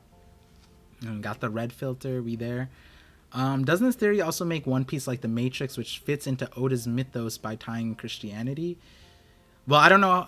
I'm not a big religious buff, but if there are ties with the Matrix, sure. I think it would make sense too, since like Oda likes the Terminator and like that genre and era of movies, so Matrix fits in there. Mr. Diamond House. Ooh. Got a Diamond House, Don Krieg? We got Wait, why is Don Krieg Diamond House? Well, when I think of diamonds in One Piece, I just automatically go to Don Krieg. Wait, not Jozu? Who's Jozu? Oh my. You guys can see, I just realized the size camera is scuffed on my stream. There we go. It's fixed now. We were both in the screen on your side. We were sharing it. We were sharing it. But you can see when Sai is trolling with the way he says that. But wait, hold on. Let me see what first time Don Krieg rules the East Blue with the diamond fist. What are you talking about? Oh my. You automatically go to Don Krieg when you think of diamonds, don't go to Don Krieg. Who's Jozu? Who You still didn't answer that question. Okay, why do you think Oda has been showing the CP0 fail on each saga where Vegapunk wants to go with Luffy? You know, that's a perfect question to send to the man himself, the Admiral Agenda, the Marines fanboy, Akainu lover, Sai. So if you guys don't know Sai... I love the Navy, but I don't love the world government. Okay. Just so too incompetent. And so you're agreeing. You're confused at why Oda has been showing the CP0 fail on with each saga. Is that your Yeah, I mean, not just CP0, but just the world government fail in every saga. Like, we learned that in this chapter, man, like they had this robot and they wanted it to get destroyed, but they didn't. They didn't. The scientists kept it, and I'm just like, I can't believe it. First you had O'Hara in the books, and now you have this robot. Like what's next? Did they accidentally let Joy Boy live? Like, did they execute the wrong person? I think that they let Joy Boy live.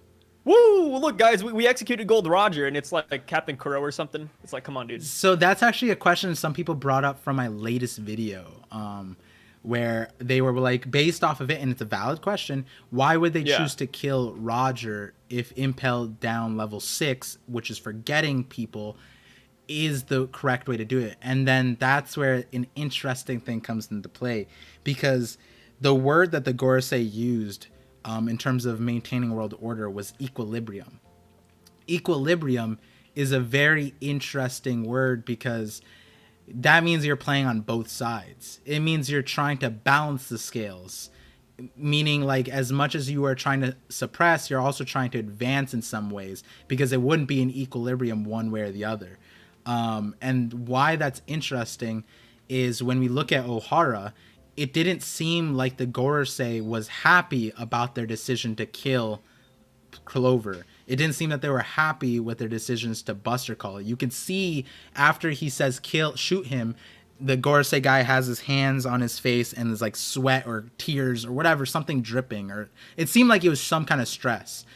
And that kind of implies that there is a duality to their decision making, and that goes back to the Void Century stuff, where I think a larger idea, and I've said this before, that the ancient kingdom couldn't just be all good. It couldn't just be that they were completely wholesome. There had to be some kind of like misunderstood or overextension in how they use their technology that created a justified resistance that probably was the world government.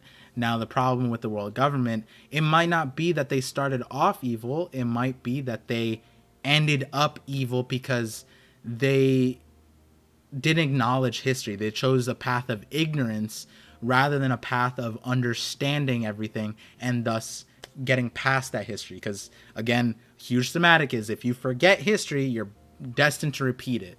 And the Gorosei and the world government might be repeating that to some extent, right?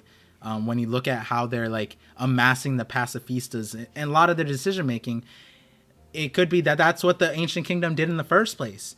But the world government might not have done that in the first step, but that's what they're doing now. And they just might not realize it. That might be the irony of the situation. Their justice is being twisted over time, is what I'm going with. Exactly. End of story. Gorosei is stronger than the Akatsuki. That's a rough take, bro. That's a rough take. End of story. Gorosei would die down these stairs, bro. The reason, Don. By the way, Don, you had a cracked comment in my recent video. I'm gonna make a video just on the comments because there are a lot of great ideas, and yours was one of them. It actually made me go like this. But the reason why there's a rough take is because I think to this day, people will say the Akatsuki were the greatest villains in One Piece. Oh, not One Piece, in Naruto. Not One Piece, in Naruto. Which is like, I think it's factual. I think the Akatsuki were cracked. Who would argue with that? Yeah. What other villains in Naruto are there besides the Akatsuki? The Akatsuki were dope. I think Akatsuki, Bleach had groups, like really dope thematic groups like that. Right? Like the Arankar, right? That would be... Oh, let me tell you right now. I think Bleach groups are better. You think Bleach groups are better? Oh, I don't remember particularly like everything. I'm learning again through the recent Bleach stuff.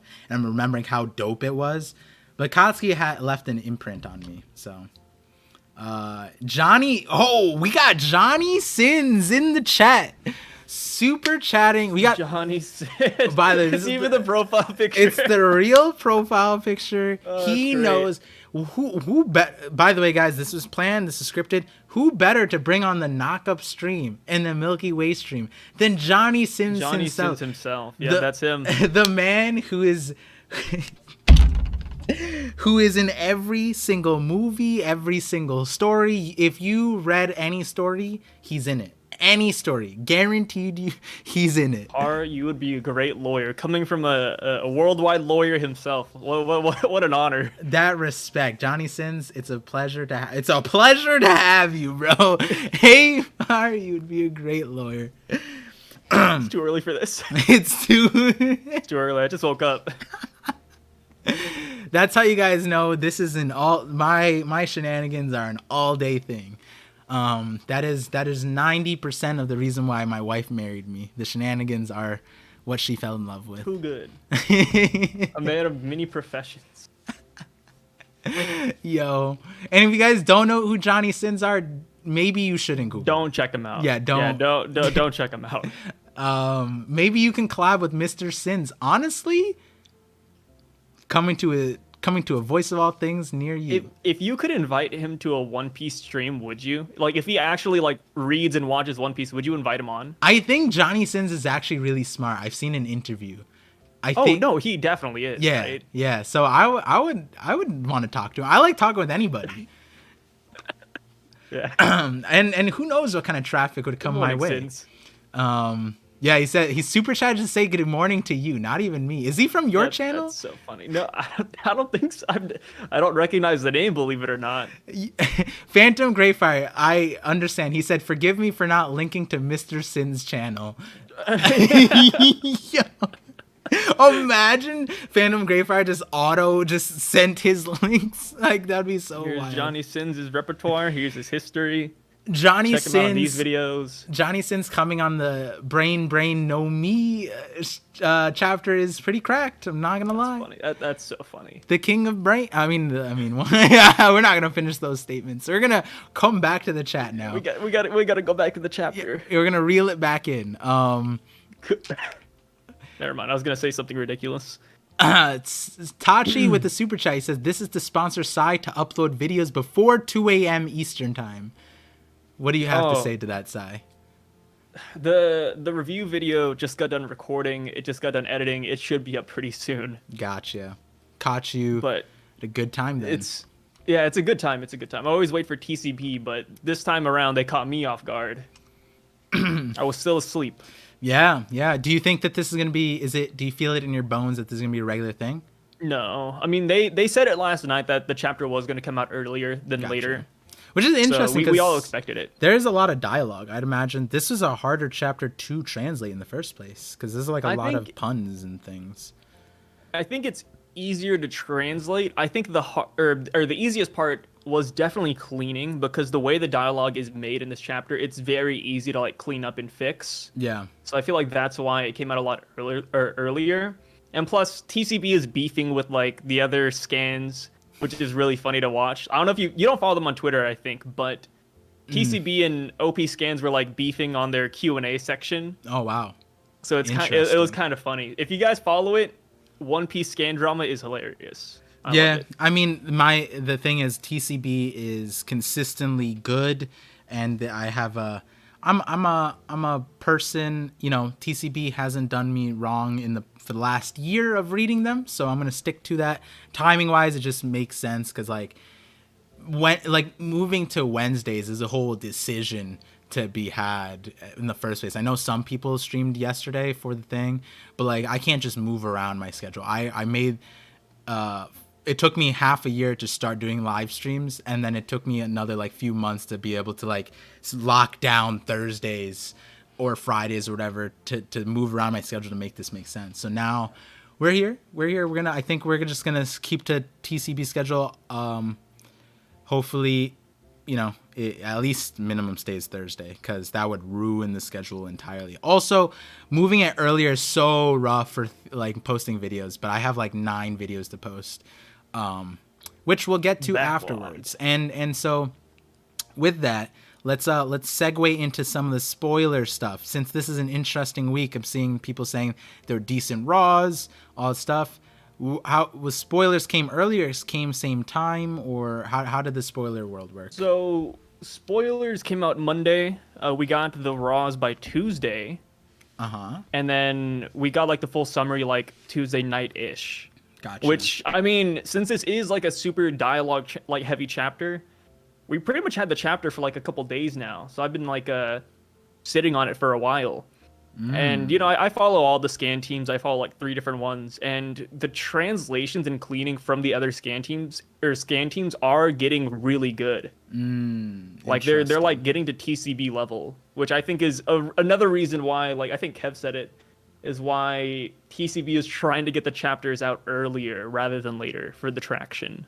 Yeah, I mean that makes sense. I think in the spirit of One Piece, right? Like all of the spoiler realm, like technically these are spoilers, right? We get them early released. Technically, there's fan translations, there's spoilers for the official translations, if you will. And in the spirit of One Piece, it'd be crazy if everybody just worked as a team, but to offer the highest speed, but then also the highest quality. But we all know that that's not the way of the real world. Which is why One Piece is such an interesting story, right? Getting different groups and factions all working together is such a fictional If only there was a dream. group ran by nothing but the Navy. Oh no. I would follow their drops all the way. And Johnny Sins with another super chat saying TCB gang all the way. Johnny Sins is a man of culture. That has many meanings. Good old TCB. So since you've been sitting on these scans for a while, since on the chapter, you've been sitting at your lofty position, looking at all the fodder walk beneath you, Yes. freaking out about this and that theory and this but you had the answers this entire time. Were you paying attention to the entirety of the thing, capturing some of the ideas? Because if not, I'll give you a rundown of some of them. Oh, what do you mean? Like the stream? The brain, the brain idea, the moon thing. I'm just wondering if those ideas were brought up by the spoiler community in between. They were not. I think the main one was the internet. People love the internet, bro. What do you mean the internet? Like the past Like had the Vegapunk's internet? network. Ah. They're looking at it like, yo, Vegapunk's just recreating the internet over here. Oh, so that's Vegapunk crazy. has Starlink essentially from Elon? Yeah. Gotcha. Like he's just linking everybody up. So that was the main thing people were focusing on. And then power scaling is always a big one, like Lucci, Kaku, all them. Oda decided to give all of them a mask and then still saying that the masked agents are stronger. And I'm like, dude, who the fuck is like unmasked at this point, right? At least the Hattori agenda is cracked. The right? Hattori agenda is living strong, but there's no CP0 agent minus Blueno and Khalifa, which are non-canon, that don't have a mask. So Oda, who are the maskless CP0 agents you're talking about? Who's weaker? Spandam, right? Well, but we knew Spandam though. Like, like nobody's gonna debate that Spandam got stronger. Yeah, no one's gonna. I thought that was just funny. Like, what about Oda reiterated it too, like recently, like a month ago. Oda reiterated that masked CP0 agents are stronger, and it's like, yo, like, where's the unmasked ones? Yeah. It is interesting to see because, like, again, it's not like this isn't even like a perspective thing at this point. I think it's a universal like I forget. I talked with Zach, IMD King, where it's just like we have this arc where the only tension of the arc seems to be that Vegapunk is going to die. Other than that, it's like a lore thing, right? Everyone seems to be friendlies and just on different perspective other than Bonnie and Vegapunk. But even like from this chapter, we get an idea that it's not like it's like there's more to the relationship than what's being said Meets already. The eye. Exactly. And versus in terms of tension in the arc, the main thing is CP0 is rolling up and they have a squad, but it's like they're not capable enough. They shouldn't be capable enough. Like you said it yourself. As soon as we got into Egghead, as soon as we saw Vega Force 1, the Toby Roppo would have difficulty, if not lose flat out to Vega Force 1, right? Yeah. And it's like, if the entire Toby Roppo is at that level, are we saying what 3 CP0 agents would, like, like how do we... CP0 is what, on Drake's level? They beat Drake, but like the Toby Roppo, Drake was in the Toby Roppo, right? So it's like, yeah. So yeah, Vega Force but 1. I just, the only way this makes sense is that the CP0 agents that went to Wano were trash. Like that. No, but they said that Guernica yeah, is one of their best agents. I don't believe that. Like, I'm going with I love Yoda, but I'm going with my headcanon here. Guernica, Joseph, Maha, they're trash. And like, they had masks too. They have masks, but that's why I kind of wish Oda flipped it, right? It's like, oh, maybe the masked agents aren't that strong after all. Maybe it's the unmasked ones. Yeah. I don't know. Maybe it's crazy. I don't even know how to like infer CP0's strength anymore. But I do hold Lucci and Kaku to a higher level than Stussy or the rest of them. Okay, so Isekai Jin brings up a point. Let me just ask you: Zoro versus Kaku. We run it back. What happens? Zoro. What's the diff? I'd say like mid diff. Mid diff. Yeah.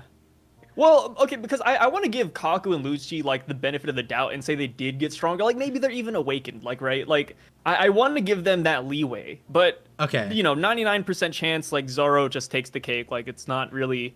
He's not gonna get injured, but I bet it won't be like a cakewalk either. Okay, let's put this into perspective. Let's put. Yeah. Zoro versus King. What diff was that fight for Zoro? People say extreme diff, but I'd say high diff. High diff. And would, a lot of people pointed out the thing that Enma was a lot of the difficulty because he was dealing with trying to learn about the sword. And once he got the sword figured out, then he was able to, like, 2-panel Merc King, essentially. But if you were to take that into consideration, current Zoro, the Zoro that already learned Enma versus King, what would that fight look like? It'd be like mid diff. I'd still say high diff. You'd say high diff? Okay, all right. So the reason why I'd still say high diff is, I mean, because the part of the hard part about finding King for Zoro wasn't just to Enma, but it was learning King's abilities. You mean his race? Like it took a little bit to get there. Yeah. Like, how did the flame work? Why can't I hit him right here? Why can't I hit him over here though? So it was a learning thing for sure. Is Kaku's mask solely black? Enma. Is Kaku's mask black? Because that would change things here. That would be no diff from Zoro, right? Yeah. Zoro just gets the automatic W. So if you say that one is high diff with King, Kaku mid diff, I can see it. I see mid to E, like low.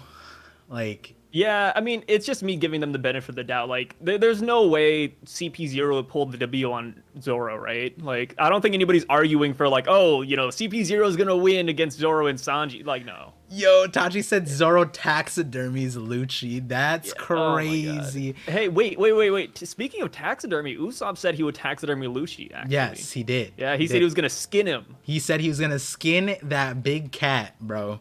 Yeah. And that has many meanings. Many meanings. But I'm looking forward to it, man. That's what I've been saying. I said the real run back isn't Luffy and Lucci, it's Usopp and Lucci, bro. Yeah. It's gonna be so wild. If Lucci gets defeated, I have my money in the pot that Usopp is gonna play some role there. Like, maybe he hits him with the finale. Maybe he's like the Vegeta where he just hits him from the back and then Lucci drops his guard. Somebody else finishes him. Like, Usopp has to play some role in this. Yeah, and then the other funny part is Usopp actually canonically also fought Kaku for the majority of the fight.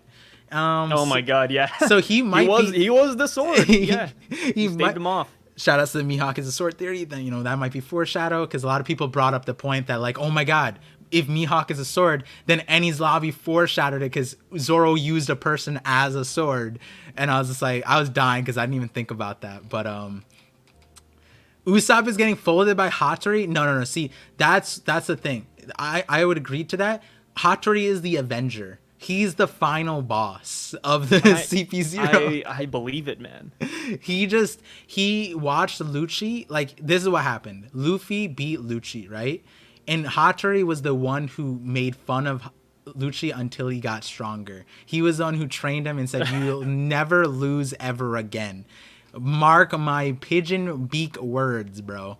Hattori is Eam. Exactly. Something like that, bro. Something like that. See, I think that might be the most ridiculous theory that I subscribe to, but I do believe that either that dang horse on Blackbeard's crew or Hattori are people. Stronger? Rocks is a horse, guys.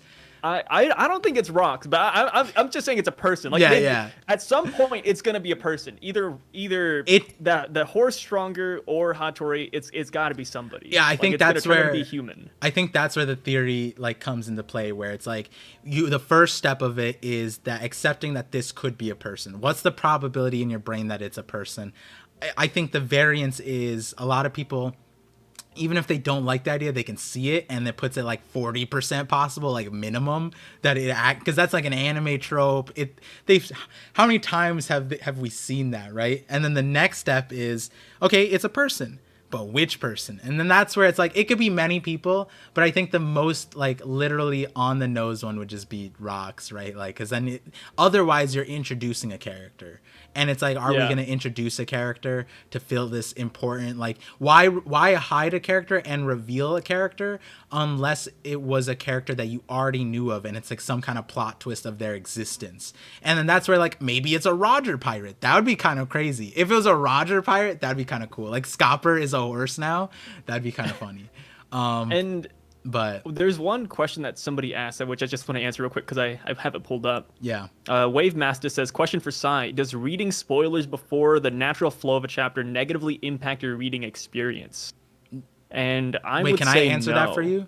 Oh yeah, go for it. Yeah, so the thing is, like, Sai chooses to read it that way, and it's like getting appetizers. It's like getting like it's like you have to wait for this amazing dinner that like you're gonna have at this restaurant, but then they send you like teasers into that what the dishes you're gonna get, a taste of it. So I see why Sai likes it. I think a lot of the reason why especially in the community that there's backlash is that there's no control over the spoilers. Like, so you could just be on your normal account and you just get hit with the spoilers, and whether they're wrong or right spoilers, nothing feels good if you don't opt into it. And that's like the main thing that leaves a bad taste in your mouth. And then the other part that Sai likes about it is the discussions, because like you can have multiple discussions, even if they're wrong. Like we talked about this earlier, where it's like the moon theory could be wrong, but it was so fun to think about all the connections. And it's like, even if the conversations were wrong earlier, they were like, there was so many thoughts that were had, right? So that, I think that's a huge part of, maybe one day I hop into the spoilers for a part. I told Sai this. Like, there's some people who like comment on the spoiler videos sometimes. Like it's kind of rare, but they're like, oh, how could you guys, like, not just me, but like, how could any of you guys read spoilers? Like, this ruins your experience. Like, they're talking for you. Like, nah, dude, like, it's part of the fun, right? Like, it's one thing to get the words on a page on the internet, and then it's a completely different thing to get the words, translated correctly alongside the images and going with the flow of the chapter. Like, it's very different. Like, you can enjoy it multiple times. Like, beforehand, I used to read the chapter just like on Thursday or Fridays or whatever. But now, like, I read the chapter 2 to 3 times a week, and they're all different snippets of the chapter. And I feel like it's not so much what happens in the chapter, but it's the journey through the chapter that makes it fun. So, and I will say that I think there's a large portion or decent portion of people, at least when I entered the scene, that were like, didn't like being a part of the spoiler community, but were addicted to it. And progressively and the reason why that's important is because like that ruined their experience. And then you have to sit back and like, why did it ruin? Well, you don't actually like reading the spoilers. It's just at this point you're so addicted to getting the spoilers that you stick to it. But then like, I know there's a few of my viewers that are like, that used to watch the spoilers all the time, but because I don't, they don't, and they enjoy the experience with me and all that stuff and all the other creators. But then also with that break month that we got recently, a lot of people detoxed, and so that created a more healthy situation where the people who were spoilers, they stayed it. With the people who don't naturally like spoilers but were addicted to it, they got to clean themselves off and got off. And I think at the end of the day, it's about knowing which route you want to go. But as long as my thing with spoilers is like, we gotta put spoiler warnings, we gotta treat, oh yeah, you gotta do all that jazz, and that's the main thing. So yeah, Tashi says I do what I want. Exactly, do what you need to do. But going back, Matt Cypher asked the question. He says, don't you think it's funny that Ors is called, Ors? Do you think he was a Roman on an ancient ship and he rowed the ship? That's an interesting. He was called what? Oars. Like oars is oars, and oars is like oars to a ship. So he might be the rower of the thing. That could make sense because like Norse mythology too, with giants and possibly ancient giants. That'd be. He's the one who rowed the Poseidon ship. Yeah. Or not Noah's Ark or whatever. Yeah. Yeah. Oh yeah, Noah had rows on it. Oh, Ark Maxim also did too. Did it not? Like it was in the sky, but it did. Interesting. Could be. I think it's interesting. I think this is one of the biggest things. So I sat back and I've done a few videos highlighting these moments in there. Yo, Tommy Boy, thank you for the 2-month sub, bro. He says, why do I feel like it's now more likely that energy source is going to be nuclear, although that may make too much sense? No, I think there's going to be something there, because like someone earlier brought it up, that nuclear energy is the sun. And so Vegapunk is like, I'm going to make a mini sun. Well, in any time type of fiction, we went towards nuclear energy when we talked about that. Like, I think the one I mainly think about is Spider-Man. Spider-Man 3, the mini sun Doc Ock made. So, but yeah, I think nuclear stuff, but it could be like in mythology, there was a lot of things that alluded to a nuclear power source, regardless. Like, even though it made no sense for them to have that kind of energy, like in our world, but they still talked about it in a similar light. So it could be like a romanticized version of nuclear energy here that like might be, you know, like if you like as an example, people are born, like in Greek mythology or whatever, like people are powered by fire essentially. Like humanity, the civilization was fueled by fire. And so where does fire come from? It comes from the sun. So it could be that the source, the infinite power source, could be the power of people, because that's a derivative of the sun. It could be like something on that line. The robots are like awoken by people's songs. Exactly.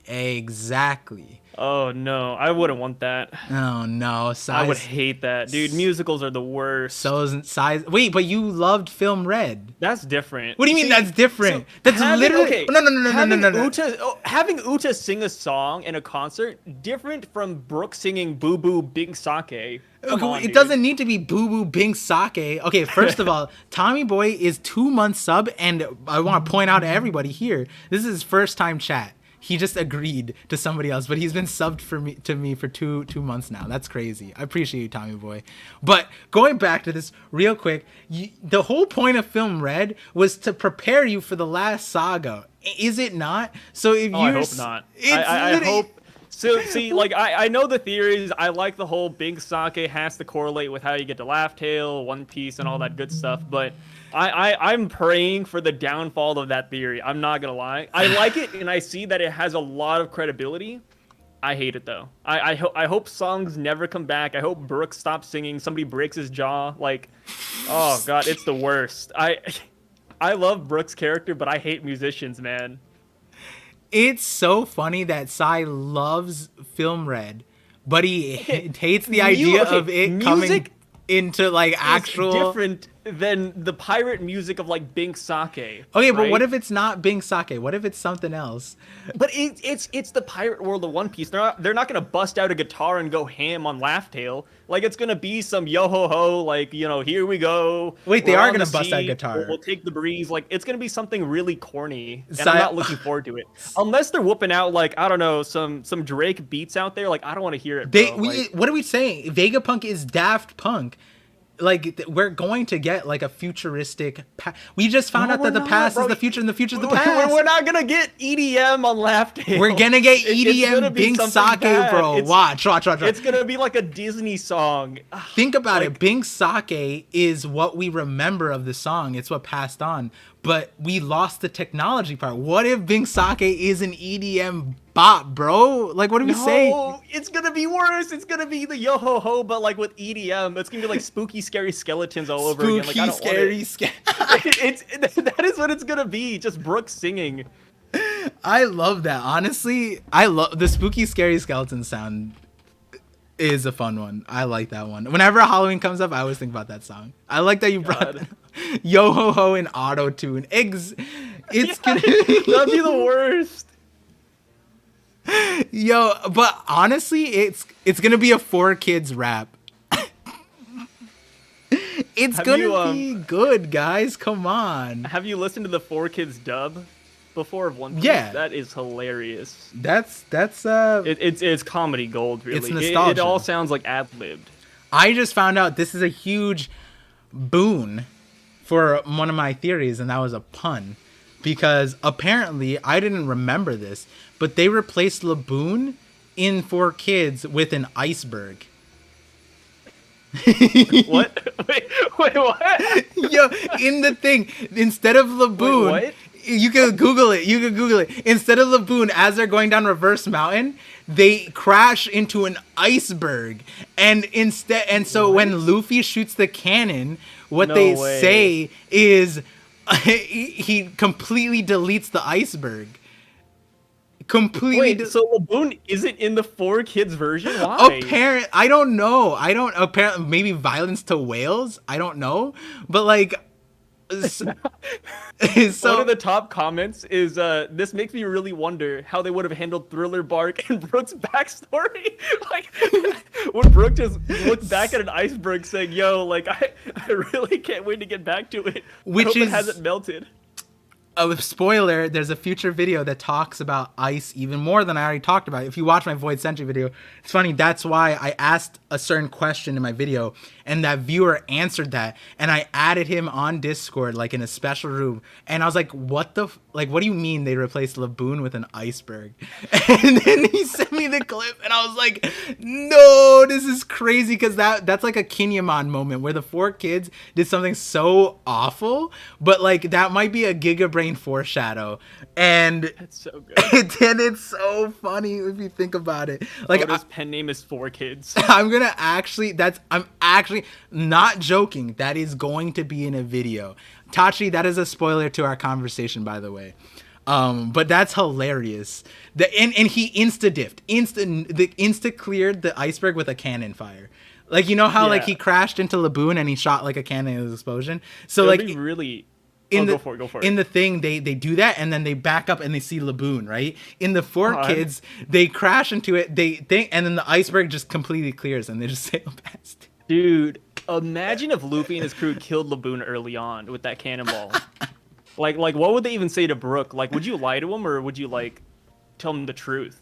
Yo, I think I think you'd have to lie, right? I think you'd have to lie. You'd have to lie. You'd lie and you wouldn't let Brook on your crew. I think that's what you'd have to do. No, we do the most messed up thing. We lie and bring him on the crew, and he finds out through Nami's log that he reads like, wait, they killed They killed the whale. Luffy doesn't lie. Luffy does lie. What are you talking? I mean, not like a lot, but he lied to the one example I go back to is Gaimon. He lied to Gaimon. True. Well, no, he didn't lie. He tried to hide the truth. He tries to hide the truth. It's different from lying, but yeah, he tried. Maybe he'd be like, "Ooh, Laboon. Why does that name sound familiar?" He scratches his head. Rolls Royce just goes around. Is not wrong. He said, by the way, sick name. He said Luffy would straight up say it, and just imagine Brook is like, "Oh man, we missed this giant whale. We left it back with this plant guy." God. At the lighthouse in Reverse Mountain, and then Luffy's like, "Oh, Laboon, we killed that shit instantly." Yeah, we went inside its mouth. We shot some cannons in there. We tore him up internally. Like, yeah, that whale's dead, bro. Oh no, Sai, why'd you have to say it like that? Yeah, that's crazy. Apparently the ice. For anyone who wants to know, Mr. Diamond House, the iceberg clash is from episode 44 of the 4 Kids dub. Incredible. Laboon went kaboom. But where this conversation was started was, I have a few videos talking about the timeline of One Piece. That's a lot of the things I dissected, and I highlighted in my Nolan video the 200 years ago thing. I highlighted it in my Otahime video, and pretty much all the ones related to Fishman Island, the 200 years ago thing, where here we are, this robot reactivated 200 years ago. So to give everyone clarifications, apparently, according to Robin, around 200 years ago, it said 208 years ago, St. Brice, their ship fell from, or was at Sky Island, and they had some kind of log related to that. So it fell out of the sky in chapter 219, 218, and we learned that information if you want to check that.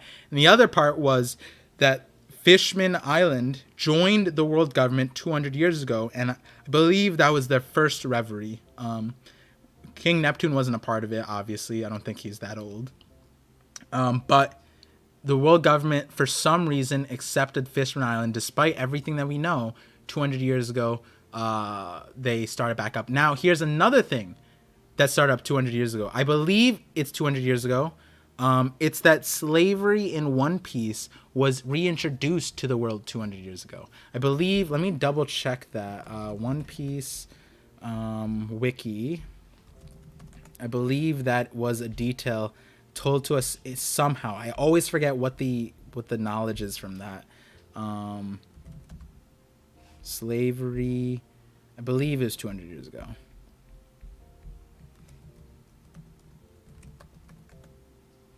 Though slavery was prohibited by the world government over 200 years before the current storyline, it still survives in certain places in the world. So apparently it was prohibited by the world government up until a certain point.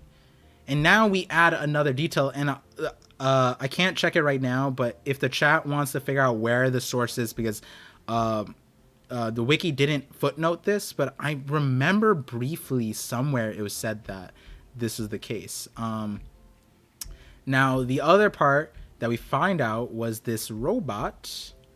Oh, I'm sad we don't have a color spread to like sit on. But this robot attacked the Holy Land 200 years ago.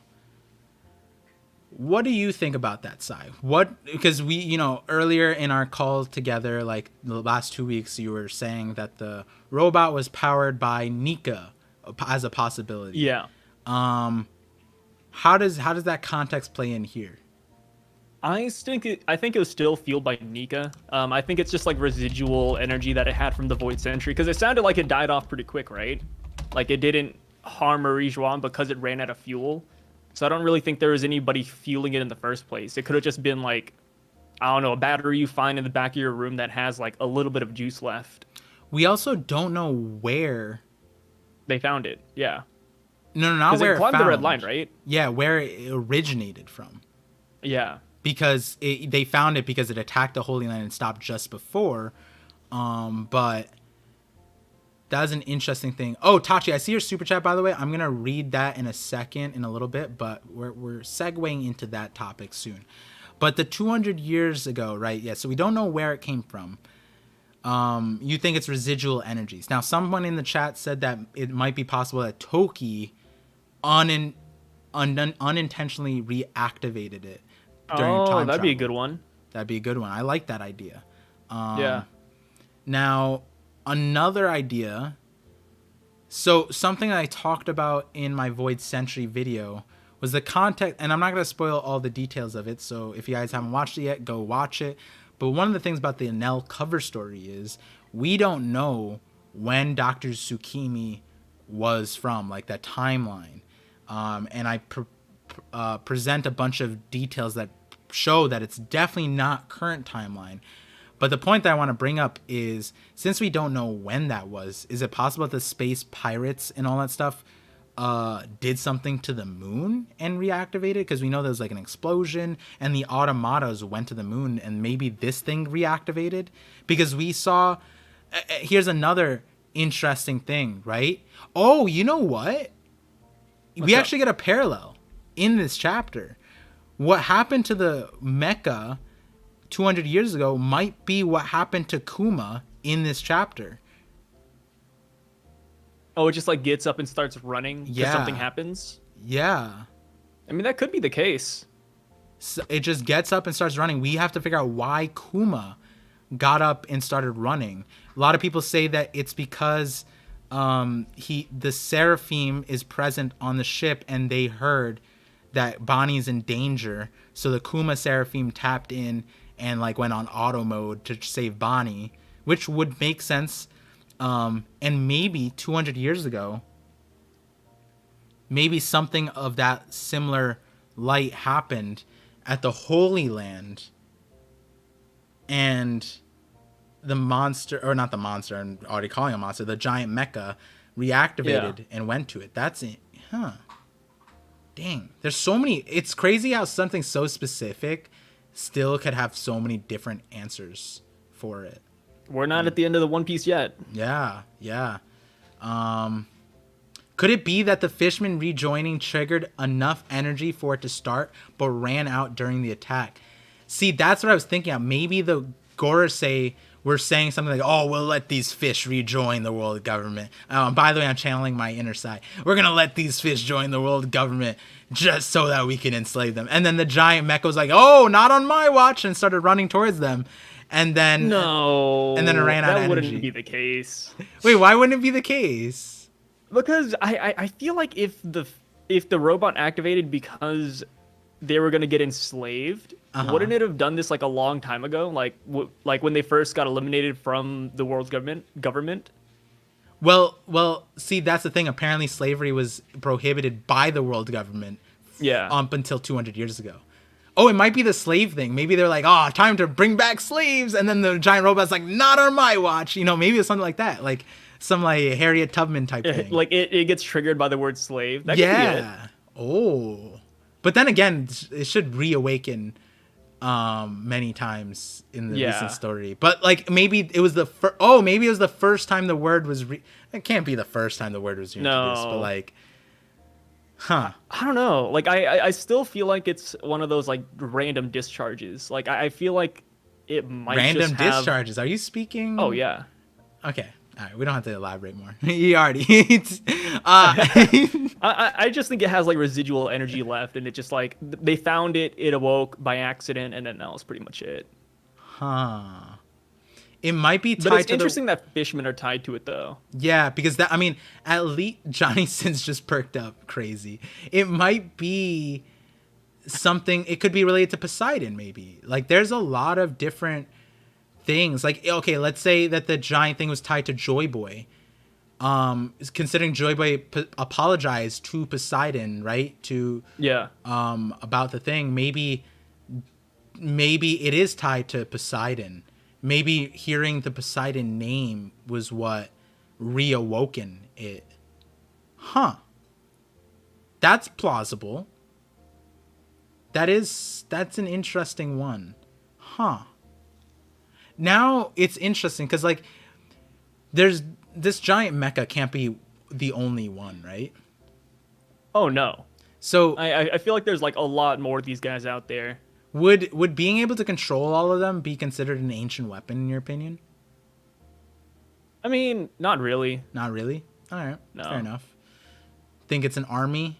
Which is older, the robot or Fisher Tiger? Robot. I think it's more of an army. Robot is definitely way older. Fisher... Well, if you're talking about the 200 timeline, yeah, Fisher Tiger was like... Was current because Jinbei was alive. Yeah, right? it was current generation. Yeah. And Koala was there too. Yes. Robo Giant feels like a weapon to fight other giants. Otherwise, why create such machines? To enforce slavery.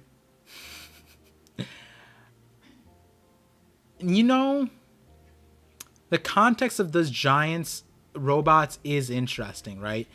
Because like it seems like a collaborative effort, right?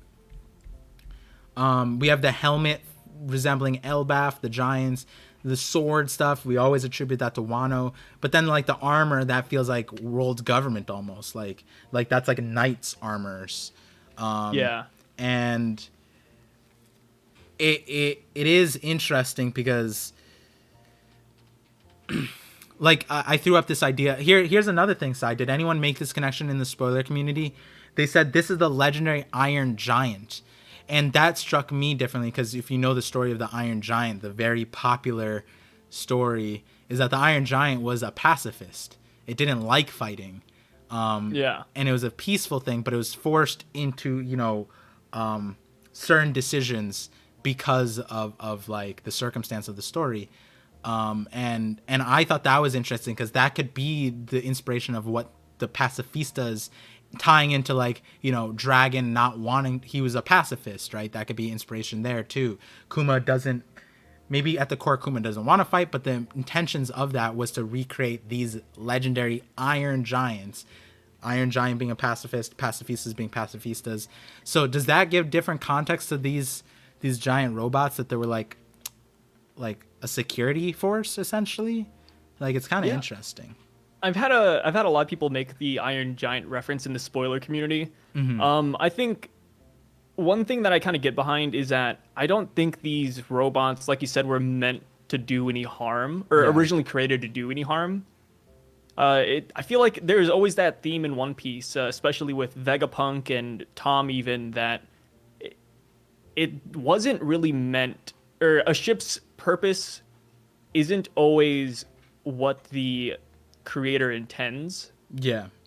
So I feel like these ancient weapon, even ancient weapons, even and these Yeah, robots, I don't think they were made with bad intentions or meant for war. That's simply what they ended up getting used for, though. that makes sense. That makes sense.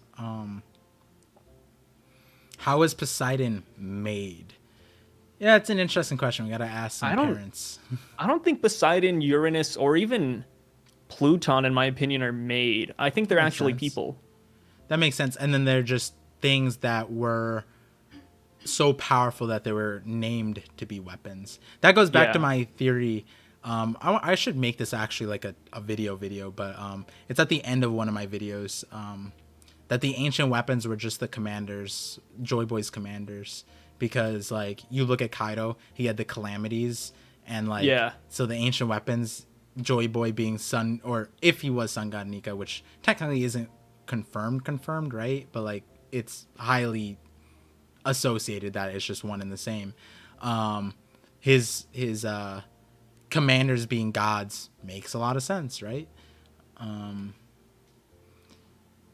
Hey ParVision, how does it feel to be right again? You said Vegapunk called the fruit defective just on the fact that it's being.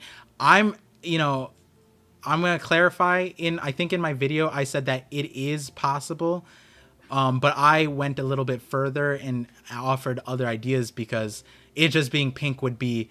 It's kind of like something that a lot of people thought. Oh yeah, Narukami said that too. So a lot of pushback on my video is like, it's not that complicated. It's just that it's pink, which is hilarious. I love the idea. I just want to say like add extra possibilities to it. But I love the execution of that page where he says it's He builds it another, up. yeah, he's just like another monumental failure and then slams his head on the ground, like that being like the worst thing ever, where like what the lightsaber being a bug zapper is like, that's a bigger failure, you know what I mean? Because like Yeah, like I mean, maybe that was always the original purpose, though. what, the bug zapper? The bug zapper, yeah. Maybe it was just a really crazy fly swatter that just got out of hand and turned into a lightsaber. Is that a now that I think about it, that could be a huge it could be a huge, what's it called, joking way to like, you know how like Emu and the Gorosei is like, let's extinguish this light. Why would you want to Yeah. extinguish the light? Because lights attract bugs, and all the Oh my creatures of gosh. One Piece are just bugs to us, and they're like the celestial. That's the The celestial only dragons. thing Emu likes are butterflies, and that's why he has the butterfly in his room. Yo, He doesn't that like any other bugs. that'd be a funny way to interpret that. It just attracts them. Yeah, but like if it attracts them, but if One they, second. all right, no problem. If they fly into the saber, then they just die, right? So it kind of zaps them. Glad y'all talking about it. Then I just got here. Yeah. That one is a fun one. I love that page. I love this page right here. It was just like, is pink, and his color, it's pink. Black Maria is Eames' waifu. Wait, why Black Maria? Oh, because the spider. What if Emu is an insect? That would be super ironic. That would play into the stuff that I was saying about the lineage. The irony of their lineage could be interesting. Babe Pluton said, I think Poseidon. I think Poseidon is born every 100 years, then Pluton born every 300 years, and Uranus is born every 900 years. Interesting. You think Pluton is born 300 years? Are you showing your agenda on your sleeve? The Pluton is a mole agenda. They are people born with the power to control three biggest calamities of the One Piece world. Emu is a culmination of the long race's neck, leg, arm, face, and nose. Interesting. At this point, do you think the D just stands for devil or demon? Hey, I don't know if you watched my recent Oni video. Very possible. Reminder, you wanted to rewatch a video of yours with Sai. Yeah, we could. I'm trying to think if it's super meaningful to. I think it would be. I just don't remember the full video, which is why I'm like hesitating. Like if it's on topic, then yeah. But I think it is on topic. I feel like it'd be meaningful to watch that. It's just 10 minutes. And then me and Sai would hop into our collab with each other. Remember to shop for the glasses. Thank you. I will do that after the call with Sai. The Oni video is fire? Speaking Oh, what's up? speaking of the collab, can we push it to tonight? Oh, yeah, yeah, yeah. I I mean, only have like an hour after this, and then I gotta go. okay, all right, all right. Unless you think we can knock it out in like an hour. I mean, we always say that and we always We try. and then it ends up being like 3 hours. Yeah, yeah. Um, so yeah, we'll push it. We'll push it later today. All right, bet. All right, yeah, yeah. So now let me remember. Tachi's super chat. He said, "Do you think Vegapunk studied clouds from Harides? Vegapunk could be old enough to help build Witheria." So I've said this before on the streams, Tachi.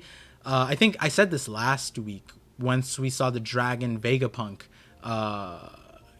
essentially like association, was that the way we seem to learn about Vegapunk was from bits and pieces from the other scientists. So we learned of like the gas stuff. We learned about like the devil fruit stuff from Caesar. We got a glimpse of how smiles were made, and then we got the pinnacle of that. Although Vegapunk doesn't consider it the pinnacle because the color changed, but at the end of the day, it's still the pinnacle of what Caesar tried to do, which is hilarious because it was sitting there the entire time, and I think he refused to study. Imagine if he just studied that fruit. He would have solved his smile fruit problem, probably, maybe.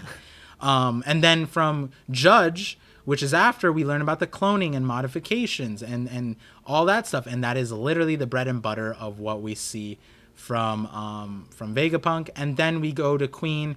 We get some instances. We didn't learn so much about Queen, but we did see a focus on like viruses and bacteria. And now that we got the sick fruit in the play, it would make sense that Vegapunk would introduce that a lot more, which might be seen in the fact that he cured the kids from Punk Hazard in a way that Chopper even couldn't. And so there's that logic, right? And then a huge one is, yes, the climates, the stratospheres that he's making. And then that's where my idea of Dragon, because if there's an association, I think that Dragon might have been the person who studied on Witheria, because when you look at the way they treated Nami, Harides and the old guys treated Nami, they were scared of an outside source learning about their knowledge for some reason. And it would make sense if there was another person prior to Nami who did that. And since Dragon is associated to Kuma, and also Kuma is associated to Vegapunk, it could be one way or the other. That I like the idea that Vegapunk was the one, or not Vegapunk, Dragon was the one, but I'm not opposed to the idea that Vegapunk was the one, also to learn from there. I just think it makes sense with Dragon also because it fits in his thematic of like storm and rain and all that stuff. So I do think it's tied together, Tachi. Definitely all tied together and will work out. And a great segue is Nolan saying Sai is hot. With area hot. Yes, Thank with you. area hot. People saying I love the Oni video. Growth, thank you, appreciate. Oh God. Oh, my. snaps. Dang, it's already 4. God damn. Okay. Yeah. Time flies by when TCB drops the chapter early. Yeah, now that we get like, because I think the limiting factor when it's at nighttime is like, hey, it's 3 a.m. Let's probably wrap up the stream. Otherwise, it would go on forever. It would be a Brago stream where he streams like for 9 hours every chapter. Let me see. Okay, so I think we talked about a lot of things in this chapter, and we'll save the rest for our conversation together. But there was something that I said at the very beginning that I'm curious. Sai, did you ever watch my Devil Fruits or Training Wheels for Peak Hockey video? No, not yet. Okay. Would you want to, because that came up in the stream in this chapter, and I'm a little, because another theory was kind of confirmed, which was Mind Rope, like canonically, like Vegapunk essentially like mechanized Mind Rope in a way. And another one is the whole idea about Devil Fruits. We were talking about how like I mean, this was what led to the moon thing, but if you haven't watched it, then how about we watch that to end the stream? And I see Baby Pluton saying, glad to catch a Brago and Jay stream again. Oh, you know it. Yeah, you know I'm always I always love to be joined by Brago here. But yeah, let's rewatch that video, I think. So I'm gonna pop in on the Discord from my second account. Let me where's my Streamlabs? Oh, there it is. Let me just swap out real quick. Go to the thing. Oh, I had it on my messages from my friend where he's saying I'm gonna take a dump real quick. Let's see. Okay, we're here. It's the D1 legend.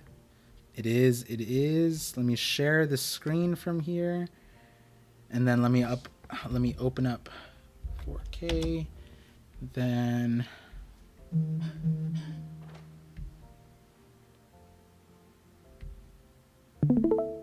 Okay, we got that working there. Remind me later. And then give me a second, guys, to get this set up. So the video, which is another reason why we're watching it, is it's an old video. I made it like a year ago. But a lot of people, this is where a lot of my super loyal fans came in and were like, I'm sticking with the ParVision. I'm a day one ParVisionary because of this theory. And that was when I was like sub 1,000 views or subs. So that means a majority of you guys maybe have not watched it yet. So because of that, we are going to watch it together on stream. Oh wait, I did not do it right yet. There we go. So Sai, I'm streaming it to you so that we can see it together. .com/@ParVision dash should go. Oh, it's so much easier typing the URL that way. So to show you guys what we're talking about this video. Oh, let's sort it from. Wait, what? I can't sort it from oldest anymore? What? Also, on your stream, I only see like a purple screen. Oh no, hold on. Oh, okay. Let me pull it up here then. Do you see the screen changing now? Yes. Okay. For the next video, can we get a Sensei and Randy Troy collab? Actually, I'm collabing with Randy Troy and Sensei tonight. Oh yeah. Yes. Yeah. Yeah. I guess I'll pull out the drip. I'll pull out the drip. Yeah. I mean, I won't even be in the next video. It's gonna be I'm D King. Yeah. Exactly. Yeah. We're just he's gonna be the host. Greatest cosplayers, bro. Let's see. It is this video. Oh, the screen's updating for you now, right? Yeah. Okay, cool. So let's transition. Big statement. Back. Hockey and devil fruits are the same. Okay. So to give you guys some clarifications, this is the second part to my elemental hockey video.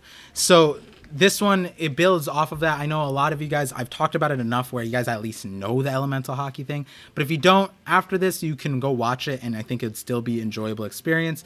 That being said, I'm going to remake. I was supposed to remake these videos a lot earlier during the break month, but then the Reverie happened and a bunch of things happened. I got really busy.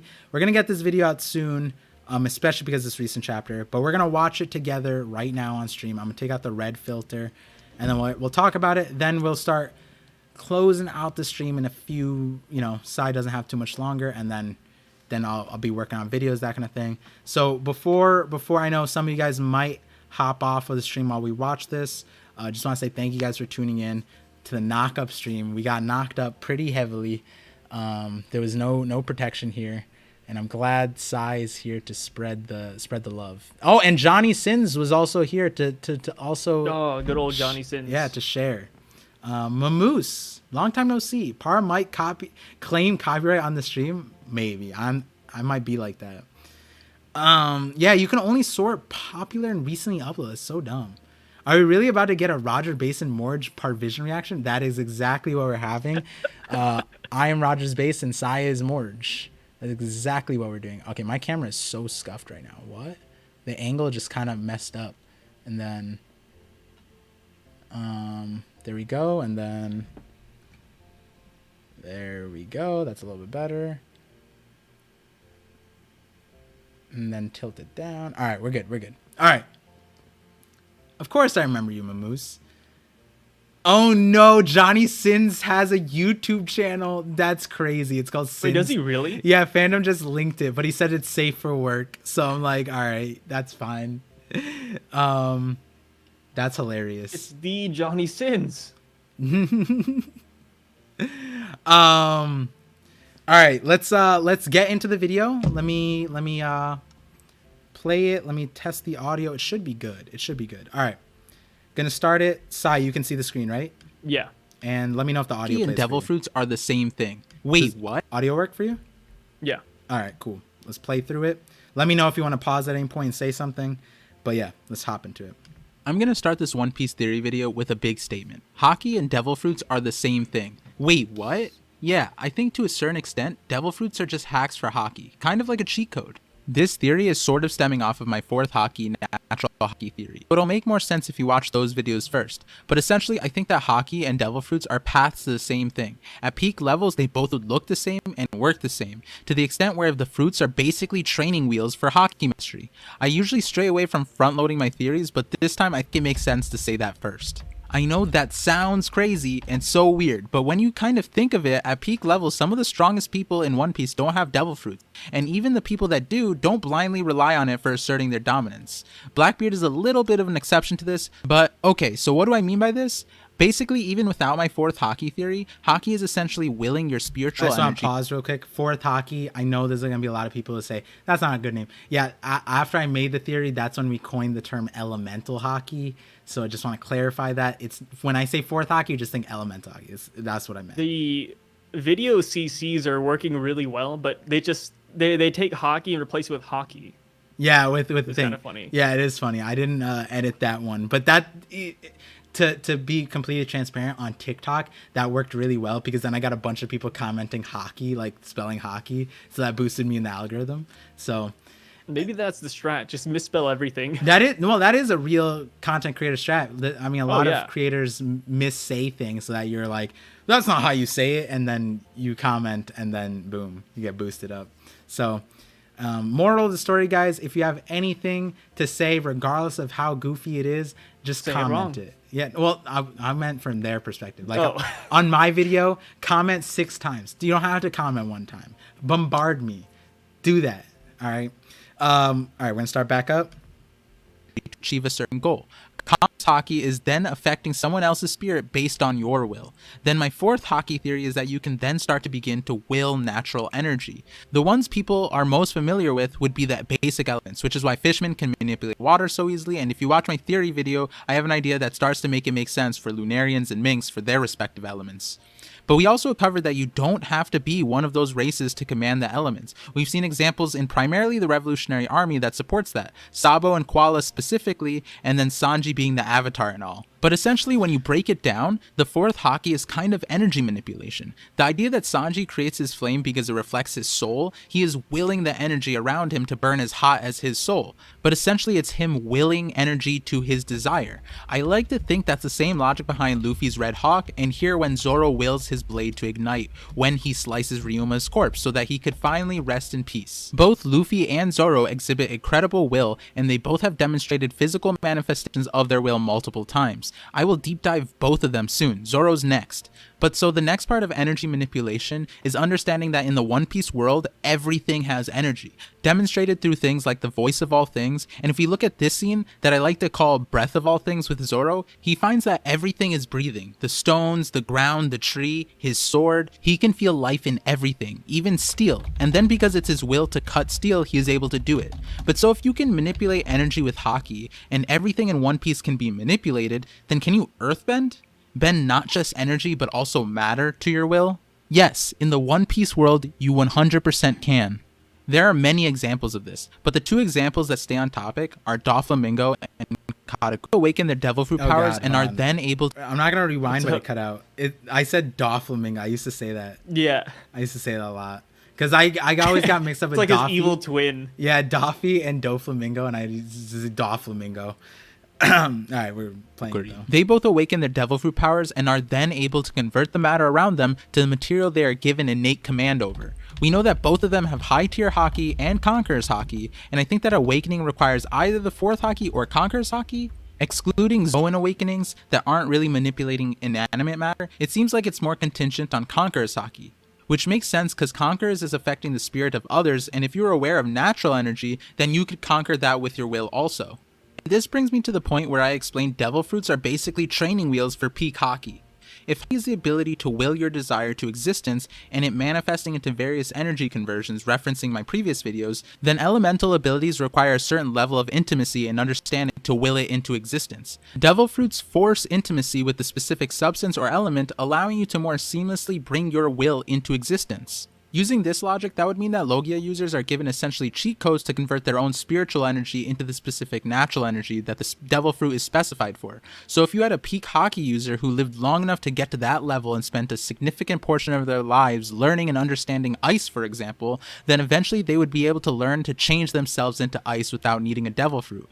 But realistically, the amount of people who have the lifespan for this and dedication would practically be zero, which is something that makes the Giants super interesting to me because they have longer lifespans and they may have examples of people reaching this level of enlightenment. Without going into all of the wide-spanning paramecia powers and linking them yet, which I want to do, for this video I'm going to stick to the ones that generate substances. These have a lot of overlap with Logia, and apparently the primary distinction that separates them, like in Katakuri's case, who has a special paramecia rather than a Logia, is that the abilities of paramecias that generate substances are man-made rather than natural elements, which typically cover the Logia powers. That being said, let's talk about the one special paramecia so far, Katakuri's mochi fruit. It could technically be considered a Logia, in my opinion, because mochi is technically rice, but let's stick with the idea that mochi is a man-made substance and it's definitely a paramecia fruit. That being said, maybe Katakuri's fruit isn't a special paramecia because of mochi, but instead it's because of Katakuri, and a combination of factors that has allowed him to use it in a special way. Katakuri is an extremely smart and adaptable character to begin with, along with top-tier Haki in all categories.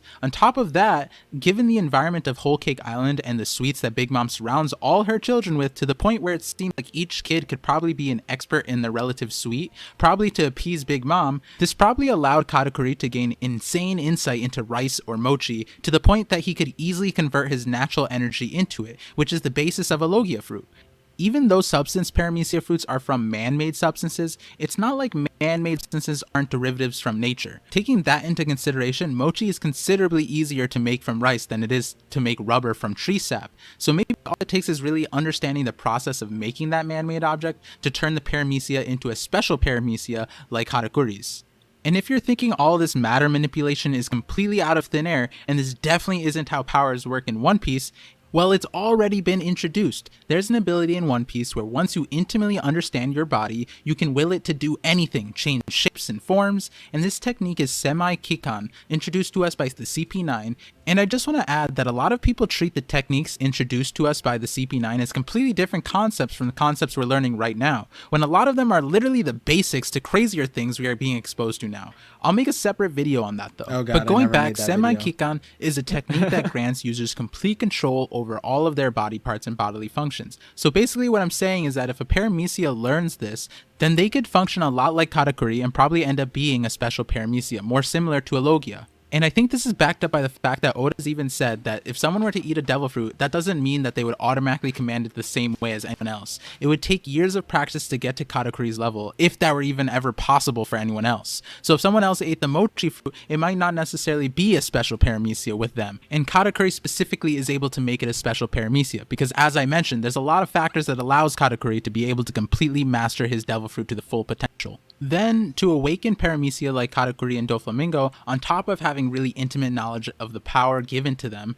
they have to have Conquerors or Fourth Haki to then manipulate energy and matter, then allowing them to convert other energies to their will. So I wanted to save this for a separate Luffy video, but given Luffy has started to master other states of rubber by vulcanizing it with heat, maybe Luffy will also attain this level of understanding of rubber that allows him to become a special paramecia like Katakuri, and possibly awakening it also, which would make sense since his last major fight was with Katakuri, and Luffy has a knack for learning from past fights, even during fights also.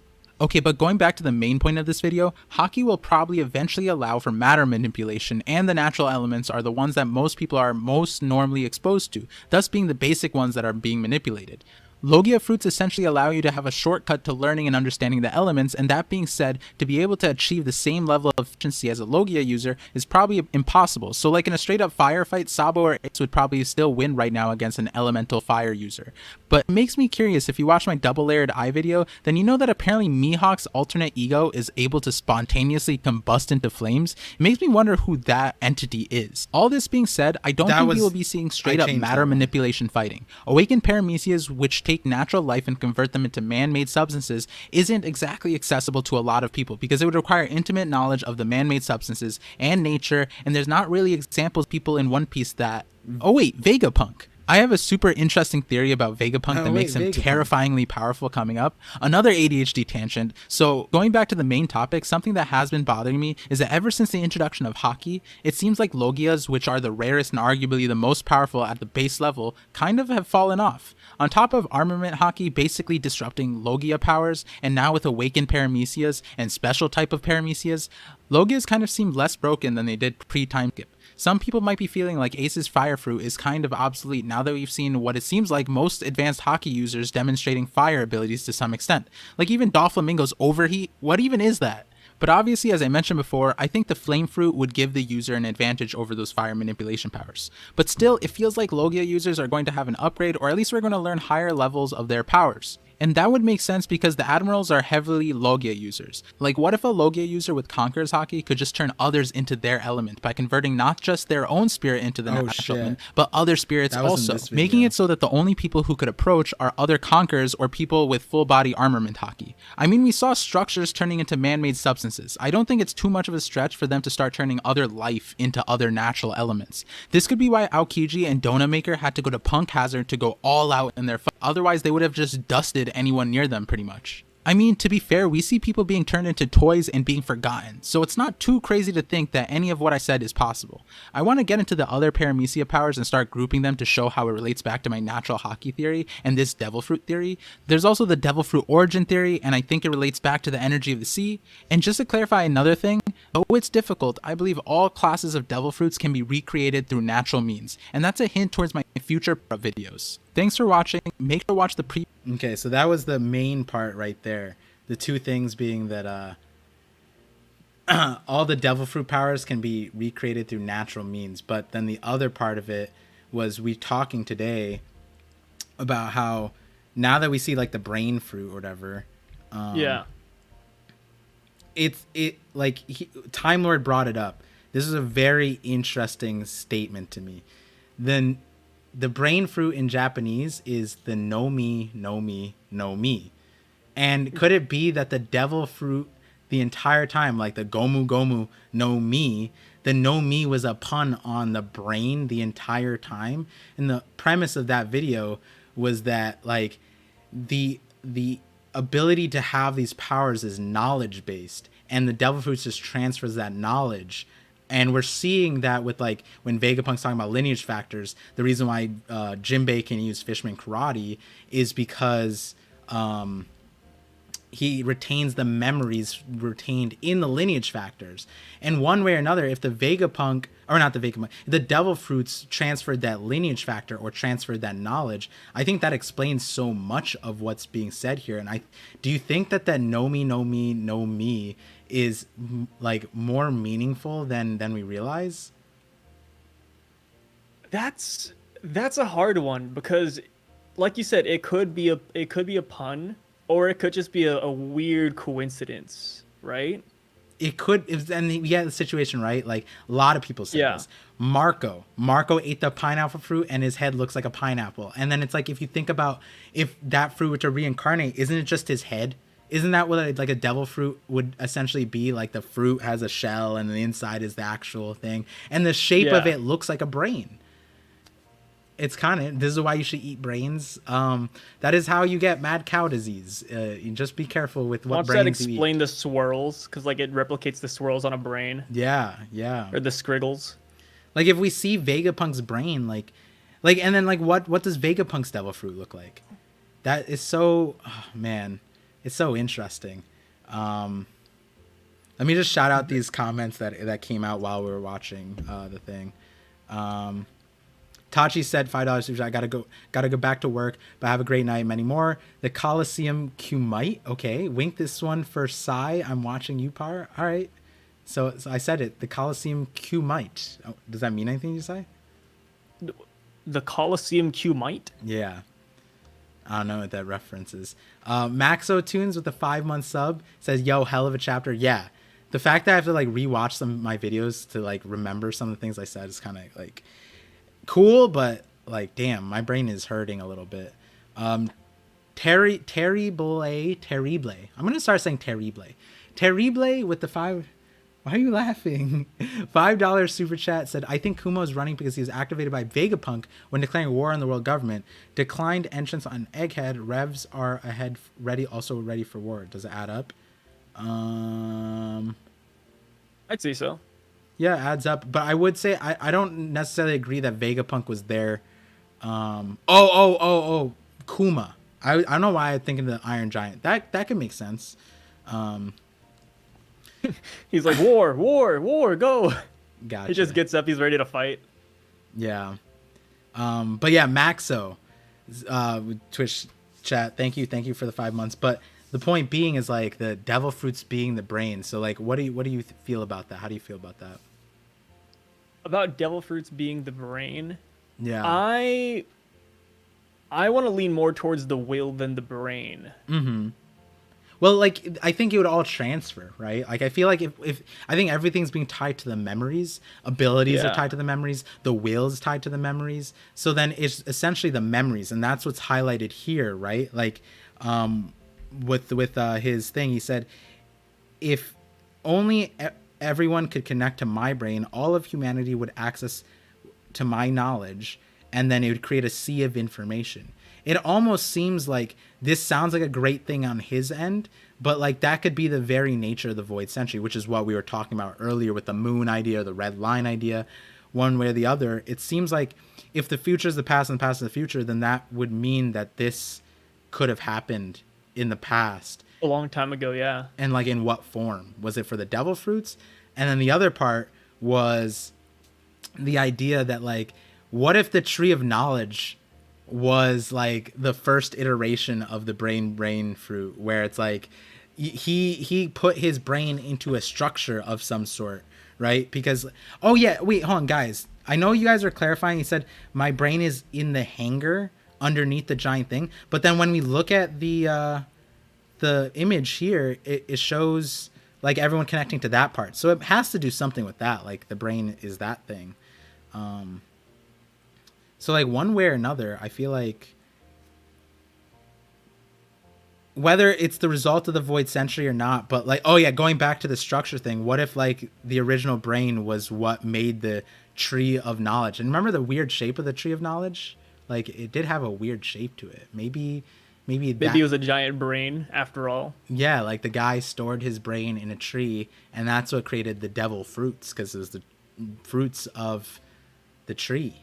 Interesting. I'm just really curious to see how fruits existed back then. I feel like that, for me, that's my like main thing. I'm like, do they have devil fruits back then? Was it just people, and then they eventually turned into fruits? Like that's the hardest part for me to like think about. Yeah.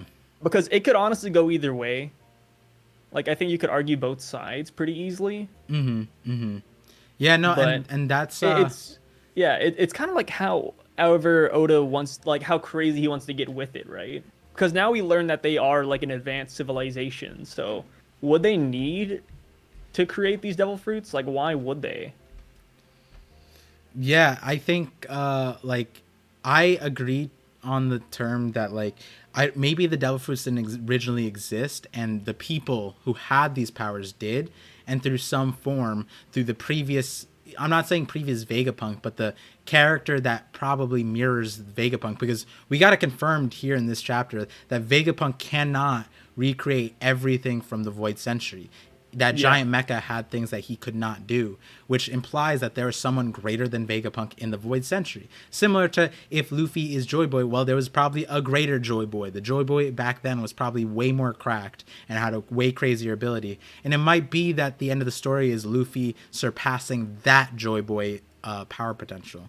But the other thing is like, if you guys haven't seen these two videos, Mind Rope, again, I think that between Film Red and now this chapter, Mind Rope is like 100% canon. Like nobody can fight me on this. This video is canon. I would share this to everybody. This was made a year ago.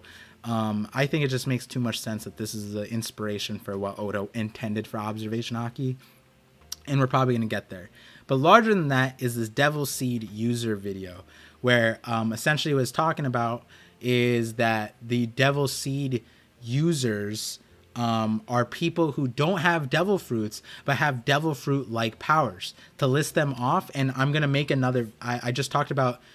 Why did I say I was gonna make another video yesterday or day before? I feel like we talked about something. Someone brought something up in a stream, in my stream, my watch party stream, that I'd make this video.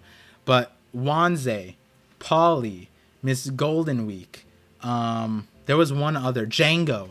Django has the ability to hypnotize people. No devil fruit. He ate a mushroom that grew on his chin. What? Okay. Miss Golden Week, she can hypnotize you using colors that you see. It worked on even Luffy. And then in her cover story, it worked on Crocodile and Mr. One, where she was able to let them see their dreams through colors. That's a devil fruit ability, but she did not eat a devil fruit. Then we get Wanze, can control ramen, which is weird, but he can control ramen, not a devil fruit user. Polly, ropes. He can control ropes, and from our understanding is that all these people are passionate about what they do, except for Django. Django was the anomaly there. But, and then we fast forward, and this is, a teaser into what the updated thing is. We go at the Oniwa Banshu on Wano. They all had powers, but none of them had devil fruits, if you recall. And we can just say that they're all jutsus or whatever. But even Raizo, like, he didn't go as far as, like, some of them could, like, breathe fire, I'm pretty sure. And, like, I don't think Raizo could do that. And it's like, I wonder where those powers came from. And then we have Fukurokuju, who is just like, these powers apparently made his brain big, right? And which is, like, crazy because in between this week, everyone's like, oh, Fukurokuju is part of the same clan, and Perospero is Vegapunk's kid. But now we know that Vegapunk's brain is apparently only that big because of the fruit. So then what's Fukurokuju's explanation, right? Like, that's He just learned the ninjutsu, bro. Yeah. And that goes to this. Wait, hold on. That actually supports this theory, the whole thing, where I'm saying pure hockey and willpower can recreate devil fruits. If anything, Fukurokuju is an exact wow, wait, I just realized that. Because he learned all the jutsu, all the knowledge from sheer willpower, and that extended his brain, which is the premise of Vegapunk's devil fruit. So here we have a one-to-one example of someone who does not have the devil fruit, but recreated the devil fruit without the devil fruit. Wait, that's actually kind of crazy that it just happened. That makes sense, right? Right side, I'm not crazy on that one. That makes sense. I mean, I'd say so. Like that's the hard part. Like, I can see it, but also, like, at any point, Oda can just, like, snap his finger and just say, oh, but that was, like, a meme though, right? Like, that was just a good joke. Or that's an exclusive for ninjas. That's why, like, it's hard to, like, subscribe to, like, any theories, because it's like at any point Oda could just, like, rewind the script and say, well, there could be a connection there, but also it could just be a gag, which is the hardest part. Yeah, but as you guys know, I seem to pull out the best gags, and I seem to, as a thematic of today's stream, the Knockup stream, there's a lot of gags that go on. Even in the chapter, there were a lot of gags too. Exactly, and I think that I end up pulling out the best gags. When Oda gags, I'm there for it, and I think one of the main things that's pulling me into this is the idea, like, the mind rope one is something that's continuously being confirmed in more ways than one. Like, that was a thing that I just not made up, but, like, I put, like, the small detail. The reason why the mind rope is the terminology is because that's the translation of mantra. Mantra means reins on the mind, essentially. So essentially having a rope to your mind. That's what mantra was. And apparently mantra is the name that Oda originally wanted to give observation hockey, but he left it for Skypiea, which is explained in that video about mantra, which is why I think that it is a really powerful terminology that if Oda could or wanted to, he might like one-to-one explain it as mind rope, because mantra was the way we were introduced into observation hockey, so why name it that? You know what I mean? Yeah. And then the reason why observation hockey would make sense is because he wanted to create a category of things, right? Armament, observation, conquerors. It wouldn't make sense. It would be like mind rope, mind whip. Like, you know what I mean? Like, if we were to slap, like, conquerors into that terminology, I don't think it would make a one-to-one like analogy, so he had to change the names up. But I think the mantra thing is what we're getting at. Dang, there's so many videos that come out of this. Man. So to give you guys clarification, sometimes Sai tells me, he's like, this is a theory chapter. This is 100,000% a theory chapter. For sure. I think I told you that too. I was like, yeah, this chapter is pretty crazy for theorists. No, yeah, that's what I'm saying. Like sometimes knowing the spoiler king, like when I'm working on my theories, I'm just like, he's like, strap yourself in. You're gonna have to backlog all of your fucking videos. Like I'm Oda's hype man. Like after our call, like on like usually we do after these streams, I'll be like, oh, I got this video to work on, this video to work on, this video to work on, and then when the spoilers drop, side is like, Mwahaha, you'll never get to your videos ever again, loser. And then you better speed up your work, loser. And then I'm like, God damn it! But then I'm excited, so it's a lot of fun. It's a lot of fun. But yeah, I think we covered a lot. How long did I stream for? Like 3 hours? Something. Did you? Yeah, 3 hours. Solid amount. I think that's generally how much I stream, anyways, with the chapters. So yeah, it just feels different since it's midday. But with that, guys, I think we're gonna close out the stream. Sai, thank you for coming in the middle of the day. Always. I want to thank the stream for all the support, all the super chats. It's a lot of great questions, a lot of great topics. We got King of One Piece Luffy in the Twitch chat. First time he said new chapter is fire. It is. And I think we're going to keep the fire going. The undying flame will go until me and Sai record the episode tonight. And then that episode will come out sometime this weekend. Hopefully soon. But it is also a break week, so expect it at any time. Yeah, whenever. And again, get hyped, because there's one of my favorite theories that I might just go full ham on right now writing is the dreams chapter. Shout outs to Rabbit. The One Piece is a dream. And I think we're seeing that. I think Rabbit was right, because the moon being the way everyone stored memories is crazy, but more crazy because it meant that everyone updated their thoughts in their sleep and connected in their sleep. And you know how you could connect with the ParVision while you sleep? It's by getting your own exclusive ParVision sleeping mask. So while you sleep, you can also see the ParVision. Yeah, you can also see, as my wife said, the Par's visions. And Par's visions. And if you don't see the visions dreams, at least you'll if your dreams are boring, or maybe you don't have cool dreams, at least you'll have a cool narrator for your dreams, because I'll be there. With Laugh-Tale being a dream, I guess that could make sense of like why there's like a purple mist around them, like it's a dream state. Yeah. I did talk about, I think it mask, Roger just wore it. Yeah, and that explains how. So, I gotta get that video out. So if you guys watch my Devil Fruits, no, it's Mind Rope. It's the Mind Rope video. At the end of the Mind Rope thing, I think I mentioned something about Laugh-Tale. And it's related to how information was downloaded. And now, oh my god, I have so many videos. Oh, sorry. Oh no. I love the people in the comments of the YouTube chat mentioning like, oh, like someone in the past was super good at putting on jackets. Someone burned a candle and it turned into a devil fruit. Exactly. I love those. Those are so funny. And that's what the thing. That's at the end of the day, the story about One Piece. Doesn't matter. Weighed a ton. They got a ton fruit. It doesn't matter what it is. If you're passionate about something, you chase it, because you'll be the best at something as long as you commit to your passion. And whoever got the jacket fruit, hey, they were. I mean, look at Suru's fruit. Her fruit is the laundry. It turns into a laundry human. But she was so passionate. I don't want to comment on that one. Oh no! Way to end. Don't want to comment on that one. But the passion funny. Was that she got or whoever was the first laundry person was so powerful that they can clean your soul. That's someone was bomb at laundry. Oh god. Exactly. I mean, it makes sense. And I feel like it's an Oda way to talk about things. like I'm sure one day we'll see an Oda version into the chapter, right? The Oda no Mi. Rope guy will die and we'll get the rope fruit. Yeah, I mean if we relearn. Wait. Do you think? Oh, this is a good one. Do you think we're gonna get a Zoan fruit of Queen Elizabeth? Oh my god. Do you think that like what if Emu comes out and it's like, oh, but I have a queen, and then like the Queen Elizabeth Zoan just pops out of nowhere as like part of the world government?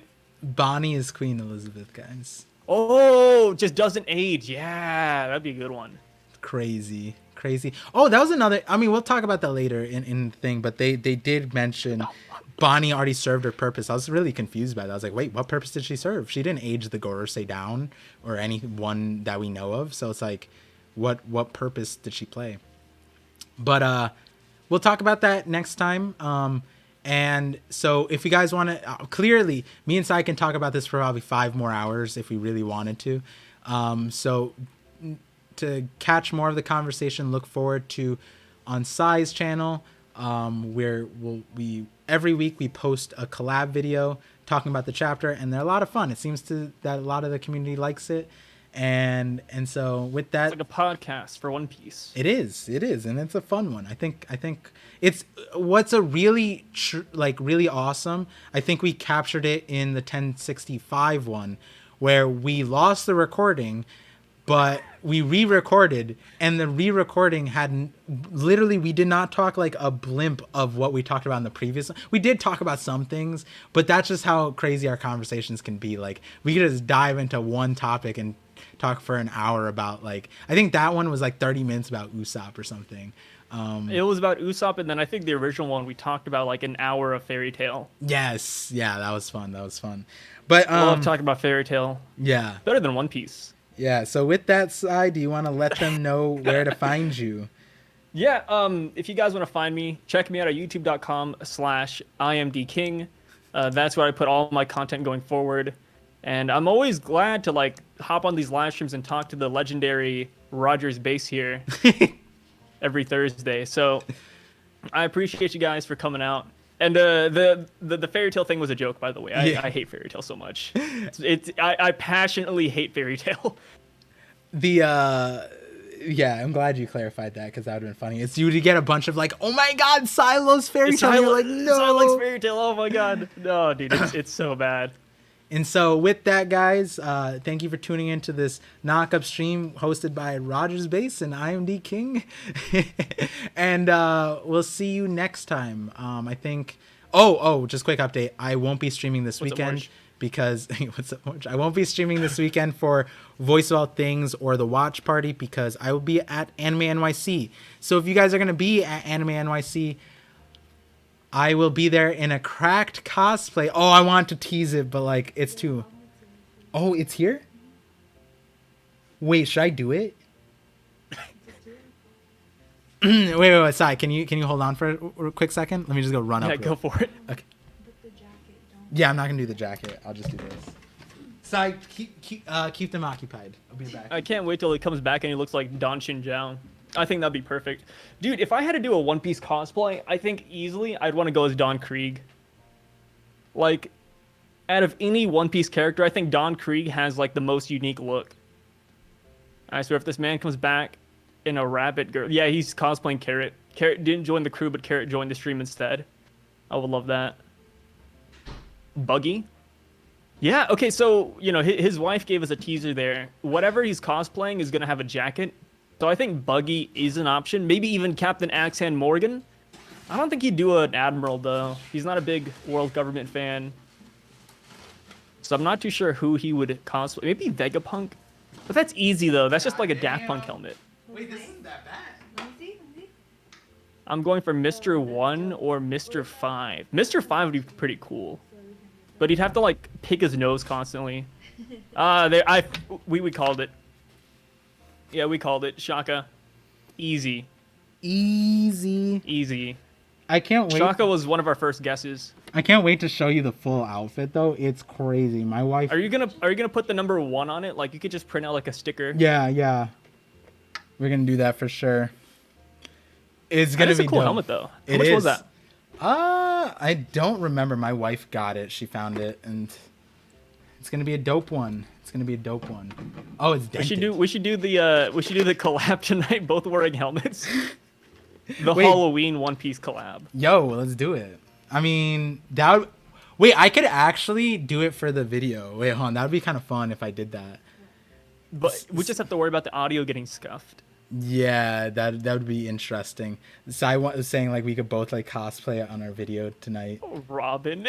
Dude, no. Yeah, when Par came back, we should have just shouted the wrong character. Oh my god, it's Bon Clay! It's Von Oh, Clay. guys, you see that? Yeah. OMG, you're Uteron. Yeah, memes of us being random YouTubers completed right now. Yeah, it looks cool. I can't wait. I showed Dax my full outfit besides the helmet. Oh my god, I think right after we end the call, I might just go try everything on. Par bought a solid gold helmet from YouTube money. Tisk. Wait. My wife got it for me. Hold on. She was using his YouTube money. It was even worse. I gotta check the card. No, I'm joking. I'm gonna get a. Oh wow, this is really solid though. I'm gonna get a crazy. Is it one. bulletproof? Probably. This thing is Nice. thick and it's metal. It's crazy. Wait, Sias Par's wife. Sias Par's wife. It's like a fucking One Piece theory. Yeah, you just never know because we're never in the same room. Yeah. I mean, to be fair, me and his wife react to Sai in a very similar way. So, except at this point, Sai's wife is more just like, oh god, and just like accepts it. Yeah, a lot of times whenever I go on like a random like rant or tangent, my wife will just tune me out. All right. So with that, I think let's close out the stream. And if you guys haven't watched these videos that I'm highlighting on, well, I'm like this highlighting the thing, but I would say we just watched that Devil Fruit one, but Devil Seed one, I'm gonna rewatch it too. The Mind Rope one.